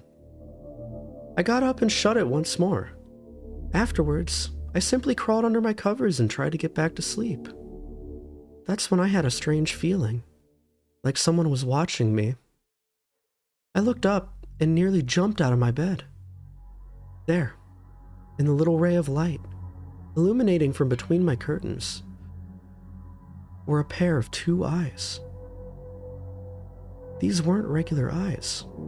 They were dark, ominous eyes. They were bordered in black and just plain out terrified me. That's when I saw his mouth. A long, horrendous smile that made every hair on my body stand up. I am the most verbose child of all time. By the way, that is my name, verbose. The figure stood there watching me. Finally, after what seemed like forever, he said it.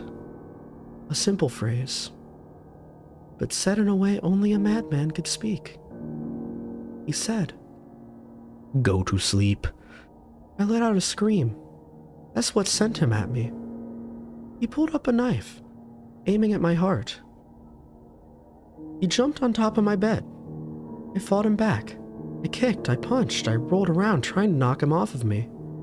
That's when my dad busted in. The man threw the knife. It went into my dad's shoulder. The man probably would have finished him off if one of the neighbors hadn't alerted the police. They drove into the parking lot and ran towards the door. The man turned and ran down the hallway. I heard a smash like glass breaking. As I came out of my room, I saw the window that was pointing towards the back of my house was broken. I looked out to see him vanish into the distance. I can tell you one thing. I will never forget that face. Those cold, evil eyes and that psychotic smile. They will never leave my head." Police are still on the look for this man. If you see anyone that fits the description in this story, please contact your local police department. Thank you to the world's most verbose 12-year-old for telling that brave story of your very terrifying encounter with the ominous unnamed killer. Jeff and his family had just moved into a new neighborhood. His dad had gotten a promotion at work, and they thought it would be best to live in one of those fancy neighborhoods.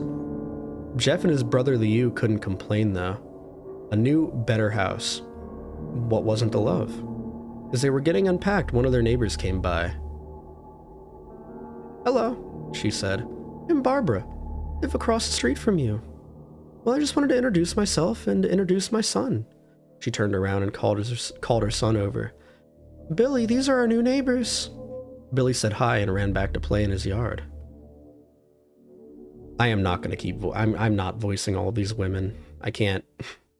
I may be a boy, girl, other. I may be a non-binary, but my voice is unfortunately way too deep to be doing that shit.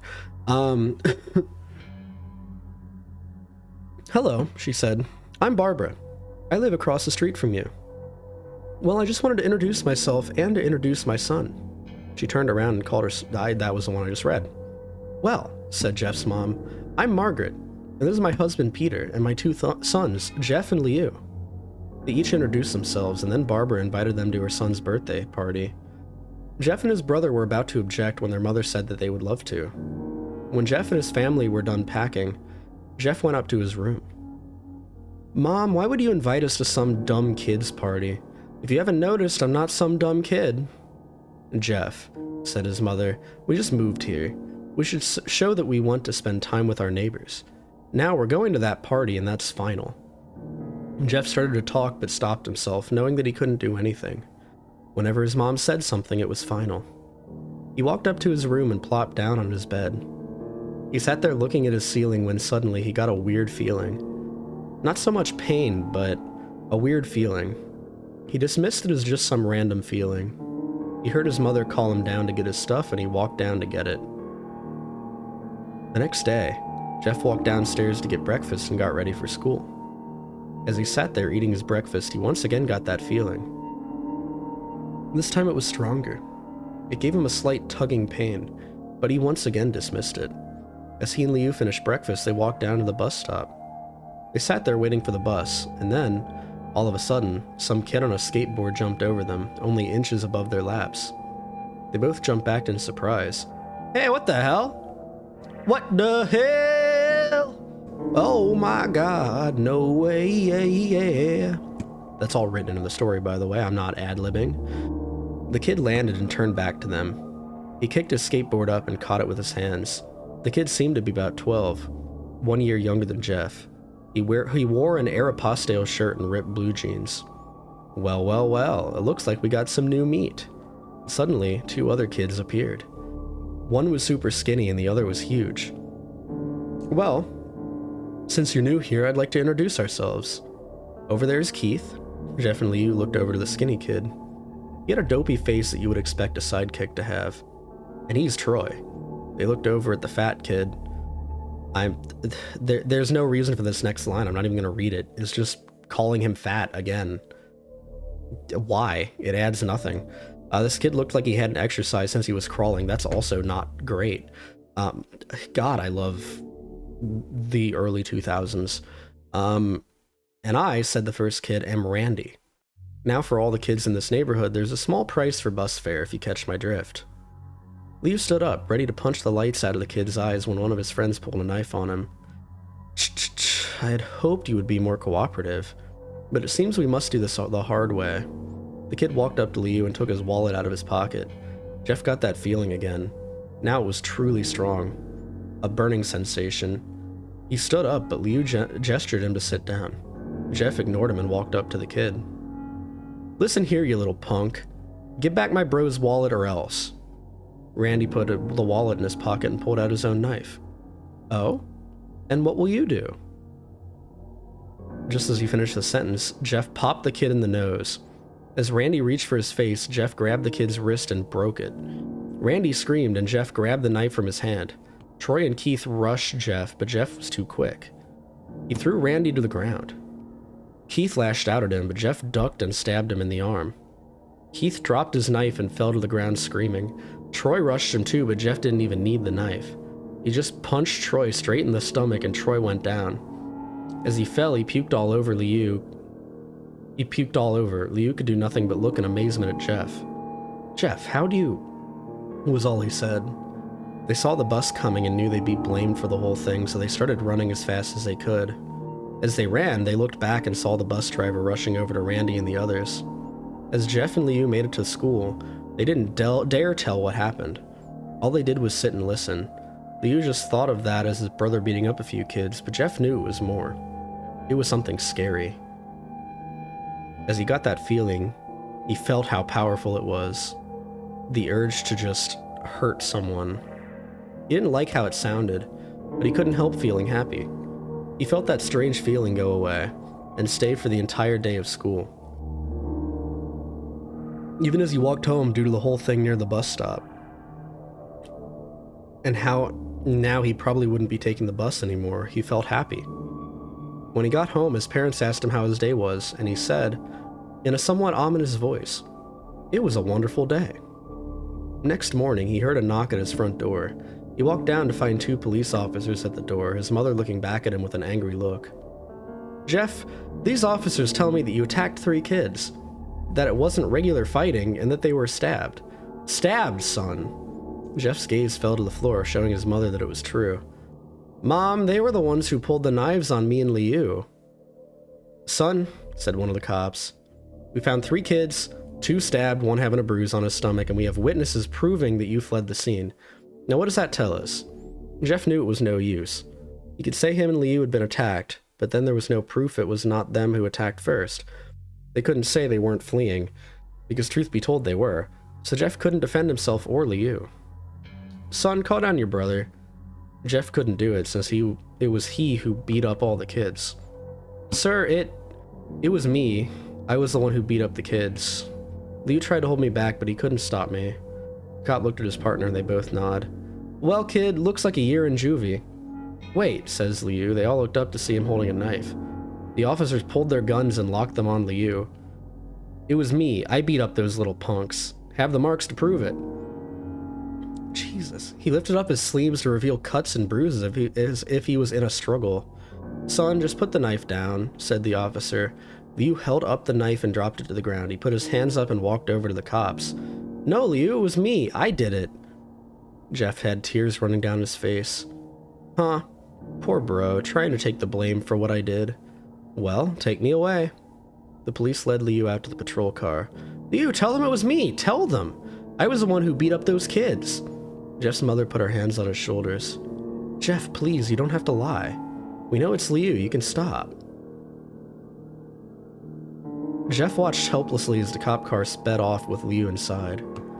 A few minutes later, Jeff's dad pulled into the driveway, seeing Jeff's face and knowing something was wrong. Son, what is it?"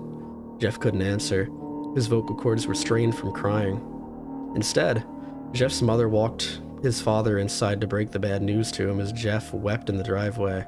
After an hour or so, Jeff walked back into the house, seeing that his parents were both shocked, sad, and disappointed. He couldn't look at them. He couldn't see how they thought of Liu when it was his fault. He just went to sleep, trying to get the whole thing off his mind. 2 days went by with no word from Liu at the juvenile detention center. No friends to hang out with, nothing but sadness and guilt. That is until Saturday, when Jeff was woken up by his mother with a happy, sunshiny face. "Jeff, it's the day," she said as she opened up the curtains and let light flood into his room. "What? What's today?" asked Jeff as he stirred awake. "Why, it's Billy's party." He was now fully awake. "Mom, you're joking, right? You don't expect me to go to some kid's party after..." There was a long pause. "Jeff, we both know what happened. I think this party could be the thing that brightens up the past few days. Now, get dressed." And Jeff's mother walked out of the room and downstairs to get ready herself. He fought himself to get up. He picked out a random shirt and pair of jeans and walked downstairs. He saw his mother and father all dressed up. His mother in a dress and his father in a suit. "Ooh, the big stretch. Oh, God." He thought, why would they ever wear such fancy clothes to a kid's party? Why are they white? "Son, is that all you're gonna wear?" said Jeff's mom. "Better than wearing too much," he said. His mother pushed down the feeling to yell at him and hid it with a smile. "Now, Jeff, we may be overdressed, but this is how you go if you want to make an impression," said his father. Jeff grunted and went back up to his room. "I don't have any fancy clothes," he yelled downstairs. "Just pick out something," called his mother. He looked around in his closet for what he would call fancy. He found a pair of black dress pants he had for special occasions and an undershirt. He couldn't find a shirt to go with it, though. He looked around and found only striped and patterned shirts, none of which go with dress pants. Finally, he found a white hoodie and put it on. "You're wearing that?" they both said. His mother looked at her watch. "Oh, no time to change, let's just go," she said as she herded Jeff and his father out the door. Bro, they are across the street. They crossed the street over to Barbara and Billy's house. They knocked on the door, and It appeared that Barbara, just like his parents, was way overdressed. As they walked inside, all Jeff could see were adults, no kids. "The kids are out in the yard. Jeff, how about you go meet some of them?" said Barbara. When Jeff walked outside to a yard full of kids, they were running around in weird cowboy costumes and shooting each other with plastic guns. He might as well be standing in a Toys R Us. Suddenly, a kid came up to him and handed him a toy gun and hat. I shit you not, it's written like this. "Hey, wanna play?" he said. No kid, I'm way too old for this stuff." The kid looked at him with that weird puppy dog face. "Please?" said the kid. "Fine," said Jeff. He put on the hat and started to pretend shoot at the kids. At first he thought it was totally ridiculous, but then he started to actually have fun. It might not have been super cool, but it was the first time he had done something that took his mind off of Liu. I was struggling whether I wanted to make the comment or not, but things that didn't age well, I really don't like this story. It's not even like bad yet. We're not at like the part where I'm like, oh my god, how did you think this was scary? Or like even good. But it's just like, it just makes me angry. So he played with the kids for a while, until he heard a noise, a weird rolling noise. Then it hit him. Randy, Troy, and Keith all jumped over the fence on their skateboards. Jeff dropped the fake gun and ripped off the hat. Randy looked at Jeff with a burning hatred. "Hello. Jeff, is it?" he said. "We have some unfinished business." Jeff saw his bruised nose. "I think we're even. I beat the crap out of you and you got my brother sent to JDC. Randy got an angry look in his eyes. "Oh no, I don't go for even, I go for winning. You may have kicked our asses that one day, but not today." As he said that, Randy rushed at Jeff. They both fell to the ground. Randy punched Jeff in the nose, and Jeff grabbed him by the ears and headbutted him. Jeff pushed Randy off of him, and both rose to their feet. Kids were screaming, and parents were running out of the house. Troy and Keith both pulled guns out of their pockets. "No one interrupts or guts will fly," they said. Here we fucking go. Randy pulled a knife on Jeff and stabbed it into his shoulder. Jeff screamed and fell to his knees. Randy started kicking him in the face. After 3 kicks, Jeff grabbed his foot and twisted it, causing Randy to fall to the ground. Jeff stood up and walked towards the back door. Troy grabbed him. "Need some help?" He picked Jeff up by the back of the collar and threw him through the patio door. As Jeff tried to stand, he was kicked down to the ground. Randy repeatedly started kicking Jeff until he started to cough up blood. "Come on, Jeff, fight me!" He picks Jeff up and throws him into the kitchen. Randy sees a bottle of vodka on the counter and smashes the glass over Jeff's head. "Fight!" He throws Jeff back into the living room. "Come on, Jeff, look at me." Jeff glances up, his face riddled with blood. "I was the one who got your brother sent to JDC. And now you're just gonna sit here and let him rot there for a whole year? You should be ashamed." Jeff starts to get up. "Oh, finally you stand and fight." Jeff is now to his feet, blood and vodka on his face. Once again he got that strange feeling, the one which he hadn't felt for a while. "Finally he's up," said Randy as he ran at Jeff. That's when it happened. Something inside Jeff snapped. His psyche was destroyed. All rational thinking was gone. All he could do was kill. He grabbed Randy and pile drove him to the ground. He got on top of him and punched him straight in the heart. The punch caused Randy's heart to stop. As Randy gasped for breath, Jeff hammered down on him punch after punch. Blood gushed from Randy's body until he took one final breath and died. Everyone was looking at Jeff now. The parents, the crying kids, even Troy and Keith. Although they easily broke from their gaze and pointed their guns at Jeff,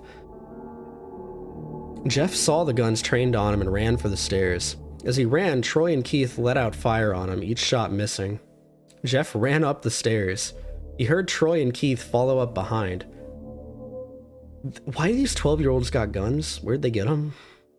As they let out their final rounds of bullets, Jeff ducked into the bathroom. He grabbed the towel rack and ripped it off the wall. Troy and Keith raced in, knives ready. This is like Sal for Americans. Oh my god. It's so bad. This part isn't even scary. Like, I don't know what emotion they want me to be feeling here. It's just Jeff's official backstory. It's so extra. I can't stress enough that this was the Jeff the Killer story, like the one that created the character. Like I really cannot put enough emphasis on that fact. Troy swung his knife at Jeff, who backed away and banged the towel rack into Troy's face. Troy went down hard, and now all that was left was Keith. He was more agile than Troy, though, and ducked when Jeff swung the towel rack. He dropped the knife and grabbed Jeff by the neck. He pushed him into the wall. A thing of bleach fell down on top of him from the top shelf. It burnt both of them, and they both started to scream. Jeff wiped his eyes as best as he could. He pulled back the towel rack and swung it straight into Keith's head. As he laid there, bleeding to death, he let out an ominous smile. "What's so funny?" asked Jeff. Keith pulled out a lighter and switched it on. "What's funny," he said, "is that you're covered in bleach and alcohol." Jeff's eyes widened as Keith threw the lighter at him. As soon as the flame made contact with him, the flames ignited the alcohol and the vodka. While the alcohol burned him, the bleach bleached his skin. Jeff let out a terrible screech as he caught on fire. He tried to roll out the fire, but it was no use. The alcohol had made him a walking inferno. He ran down the hall and fell down the stairs. Everybody started screaming as they saw Jeff, now a man on fire, drop to the ground, nearly dead. The last thing Jeff saw was his mother and the other parents trying to extinguish the flame. That's when he passed out. When Jeff woke, he had a cast wrapped around his face. He couldn't see anything, but he felt a cast on his shoulder and stitches all over his body. He tried to stand up, but he realized that there was some tube in his arm, and when he tried to get up, it fell out, and a nurse rushed in. "Well, I don't think you can get out of bed just yet," she said as she put him back in his bed and reinserted the tube. Jeff sat there with no vision, no idea of what his surroundings were. Finally, after hours, he heard his mother. "Honey, are you okay?" she asked. Jeff couldn't answer, though. His face was covered, and he was unable to speak. "Oh, honey, I have great news. After all the witnesses told the police that Randy confessed to trying to attack you, they decided to let Liu go." This made Jeff almost bolt up, stopping halfway, remembering the tube coming out of his arm. "He'll be out by tomorrow, and then you two will be able to get together again." "No? Your son just killed 3 people. The things that every witness saw go so far beyond self-defense that there's no way this man is going to walk free. The only thing keeping him from being in handcuffs is the fact that one of his arms has a fucking cast on it." Jeff's mother hugged Jeff and said her goodbyes. The next couple of weeks were those where Jeff was visited by his family. Then came the day where his bandages were to be removed. His family members were all there to see it, what he would look like. As the doctors unwrapped the bandages from Jeff's face, everyone was on the edge of their seats. They waited until the last bandage holding the cover over his face was almost removed. "Let's hope for the best," said the doctor. He quickly pulled the cloth, letting the rest fall from Jeff's face. Jeff's mother screamed at the sight of his face. Liu and Jeff's dad stared, awestruck. What happened to my face?" Jeff said. He rushed out of bed and ran to the bathroom. He looked in the mirror and saw the cause of the distress. His face. It was horrible. His lips were burnt to a deep shade of red. His face was turned into a pure white color and his hair singed from brown to black. He slowly put his hand to his face. It had a sort of leathery feel to it now. He looked back at his family and then back at the mirror. "Jeff," said Liu. "It's not that bad." "Not that bad," said Jeff. "It's perfect." His family was equally surprised. Jeff started laughing uncontrollably. His parents noticed that his left eye and hand were twitching. Jeff, are you okay?" "Okay? I've never felt more happy. Ha, ha, ha, ha, ha, ha! Look at me. This face goes perfectly with me." He couldn't stop laughing. He stroked his face, feeling it, looking at it in the mirror. What caused this? Well, you may recall that when Jeff was fighting Randy, something in his mind, his sanity, snapped. Now he was left as a crazy killing machine. But his parents didn't even know. "Doctor," said Jeff's mom, "is my son all right? You know, in the head?" Did we all forget he just killed 3 kids? Hello? "Oh yes, this behavior is typical for patients that have taken very large amount of painkillers. If his behavior doesn't change in a few weeks, bring him back here and we'll give him a psychological test." "Oh, thank you, doctor." Jeff's mother went over to Jeff. "Jeff, sweetie, it's time to go." I wouldn't even be that mad if it was like a suspension of disbelief thing, but my problem is that the police acted realistically earlier, where all they knew was a kid stabbed a person and they arrested one of the kids, albeit the wrong one, without doing any investigation. But like, you know, whatever. We'll ignore that because, I mean, plenty of cops don't know how to fucking conduct an investigation. Well, it was fucking new. But like, now they straight up just don't care that like Jeffrey the Killer Stein fucking didn't, like, it goes way beyond self-defense. If someone attacks you, you don't just get to end their life. Especially not like in that way. That's not legal. I hate this story. Okay.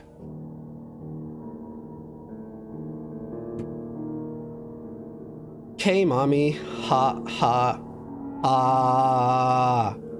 Saw, dude." His mother took him by the shoulder and took him to get his clothes. "This is what came in," said the lady at the desk. Jeff's mom looked down to see the black dress pants and white hoodie her son wore. Now they were clean of blood and stitched together. Jeff's mother led him to his room and made him put the clothes on. Then they left, not knowing that this was their final day of life. They were about to join the New Dead Body Club. Bum, bum, bum. Later that night, that wasn't actually in the story. That was me being funny. I feel like I need to clarify because it wouldn't surprise me if that was actually in the story, and I didn't realize it until after I said it. Anyway, later that night, Jeff's mother woke to a sound coming from the bathroom. It sounded as if someone was crying. She slowly walked over to see what it was. When she looked into the bathroom, she saw a horrendous sight. Jeff had taken a knife and carved a smile into his cheeks. "Jeff, what are you doing?" asked his mother. Jeff looked over to his mother. "I couldn't keep smiling, Mommy. It hurt after a while. Now I can smile forever." Jeff's mother noticed his eyes, ringed in black. "Jeff, your eyes!" His eyes were seemingly never closing. "I couldn't see my face. I got tired and my eyes started to close. I burned out the eyelids so I could forever see myself, my new face." Jeff's mother slowly started to back away, seeing that her son was going insane. "What's wrong, Mommy? Aren't I beautiful?" "Yes, son," she said. "Yes, you are. Let me go get Daddy so he can see your face."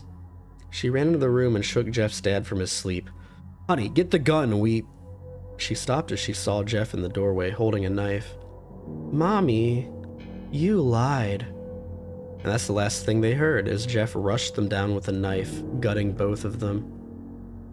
His brother Liu woke up, startled by some noise.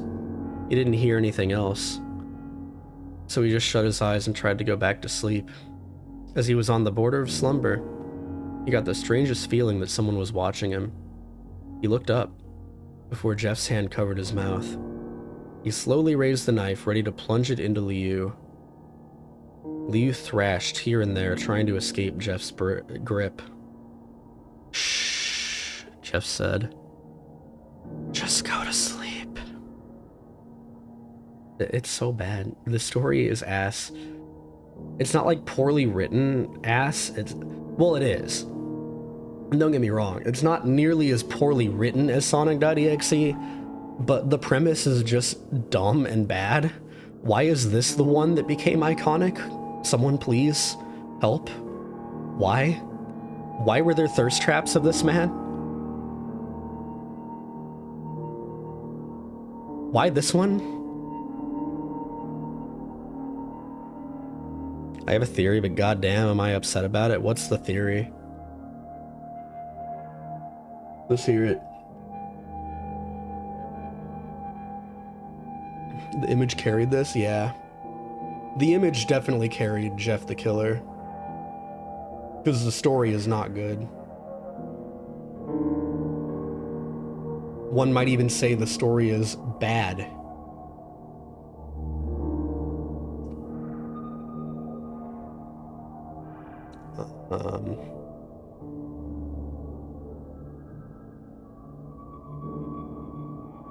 I can almost promise you that the child that wrote this had a crush on a kid named Jeff, and she wrote this about him because he was bullied or some shit.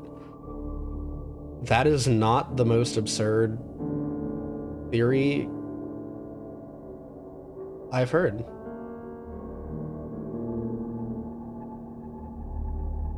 That actually makes a lot of sense. What the fuck?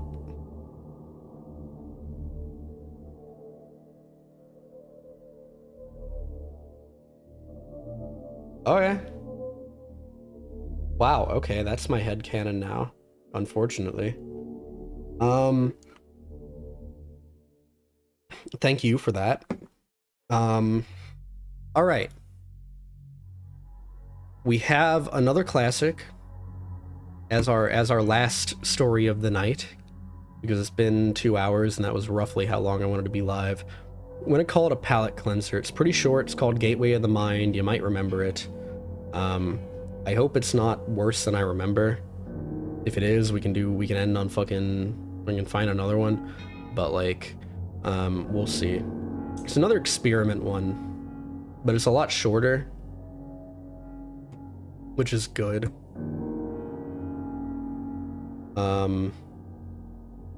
Yeah, I mean, I don't see a reason to draw it out. Let's just fucking get into it. After I cough my lung out. Okay. Here we go. Had some fucking shit in my throat. I'm like, hopefully tomorrow I'm done with it, but I'm still like a little bit fucking stuffed from my cold, which is unfortunate. But I feel actually back to normal, which is really good. Really good. I'm happy about that. All right, now it's time. In 1983, a team of deeply pious scientists conducted a radical experiment in an undisclosed facility. The scientists had theorized that a human without any access to any senses or ways to perceive stimuli would be able to perceive the presence of God. They believed that the 5 senses clouded our awareness of eternity, and without them, a human could actually establish contact with God by thought. An elderly man, who claimed to have nothing left to live for, was the only test subject to volunteer. To purge him of all of his senses, the scientists performed a complex operation in which every sensory nerve connection to the brain was surgically severed. Although the test subject remained full muscular function, he could not see, hear, taste, smell, or feel. With no possible way to communicate with or even sense the outside world, he was alone with his thoughts. Scientists monitored him as he spoke aloud about the state of his mind in jumbled, slurred sentences that he couldn't even hear. After 4 days, the man claimed to be hearing hushed, unintelligible voices in his head. Assuming it was an onset of psychosis, the scientists paid little attention to the man's concerns. 2 days later, the man cried that he could hear his dead wife speaking with him, and even more, he could communicate back. The scientists were intrigued, but were not convinced until the subject started naming dead relatives of the scientists. He repeated personal information to the scientists that only their dead spouses and parents would have known. At this point, a sizable portion of scientists left the study. After a week of conversing with the deceased through his thoughts, the subject became distressed, saying the voices were overwhelming. In every waking moment, His consciousness was bombarded by hundreds of voices that refused to leave him alone. He frequently threw himself against the wall, trying to elicit a pain response. He begged the scientists for sedatives so that he could escape the voices by sleeping. His tactic worked for 3 days, until he started having severe night terrors. The subject repeatedly said that he could see and hear the deceased in his dreams. Only a day later, the subject began to scream and claw at his non-functional eyes, hoping to sense something in the physical world. The hysterical subject now said the voices of the dead were deafening and hostile, speaking of hell and the end of the world. At one point he yelled, "No heaven, no forgiveness," for 5 hours straight. He continually begged to be killed, but the scientists were convinced that he was close to establishing contact with God. After another day, the subject could no longer form coherent sentences. Seemingly mad, he started to bite off chunks of flesh from his arm. The scientists rushed into the test chamber and restrained him to a table so he could not kill himself. After a few hours of being tied down, the subject halted his struggling and screaming. He stared blankly at the ceiling as teardrops silently streaked across his face. For 2 weeks, the subject had to be manually rehydrated due to the constant crying. Eventually, he turned his head and, despite his blindness, made focused eye contact with the scientist for the first time in the study. He whispered, "I have spoken with God, and he has abandoned us," and his vital signs stopped. There was no apparent cause of death.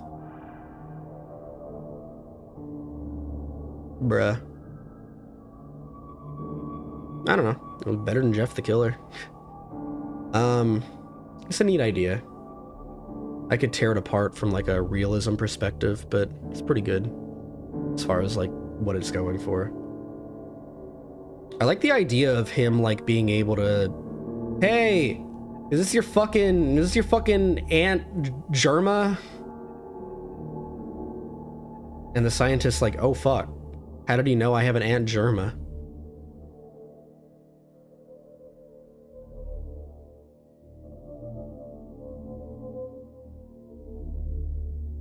But, I don't know. I just wanted something that wasn't like absolute dumpster fire to end off on, so that works. Probably SCP at some point would be the next one.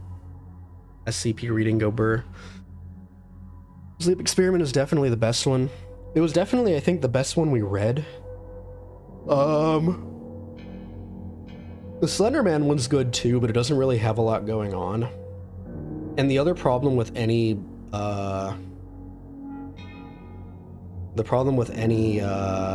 Slender Man related thing anymore is that he's such a, like, normal part of pop culture, or at least he was for so long, that it's hard to really find it, like, scary anymore.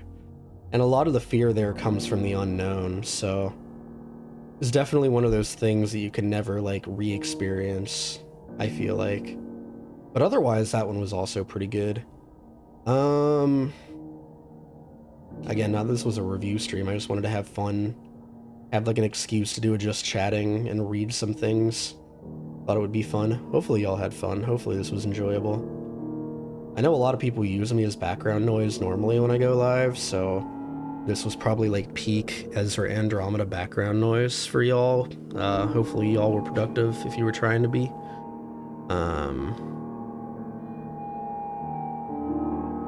Yeah. I enjoyed it.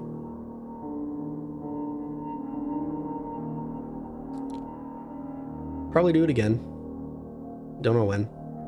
I'll make my schedule next week. Fuck. God damn. Okay. I think that's my sign to fucking call it.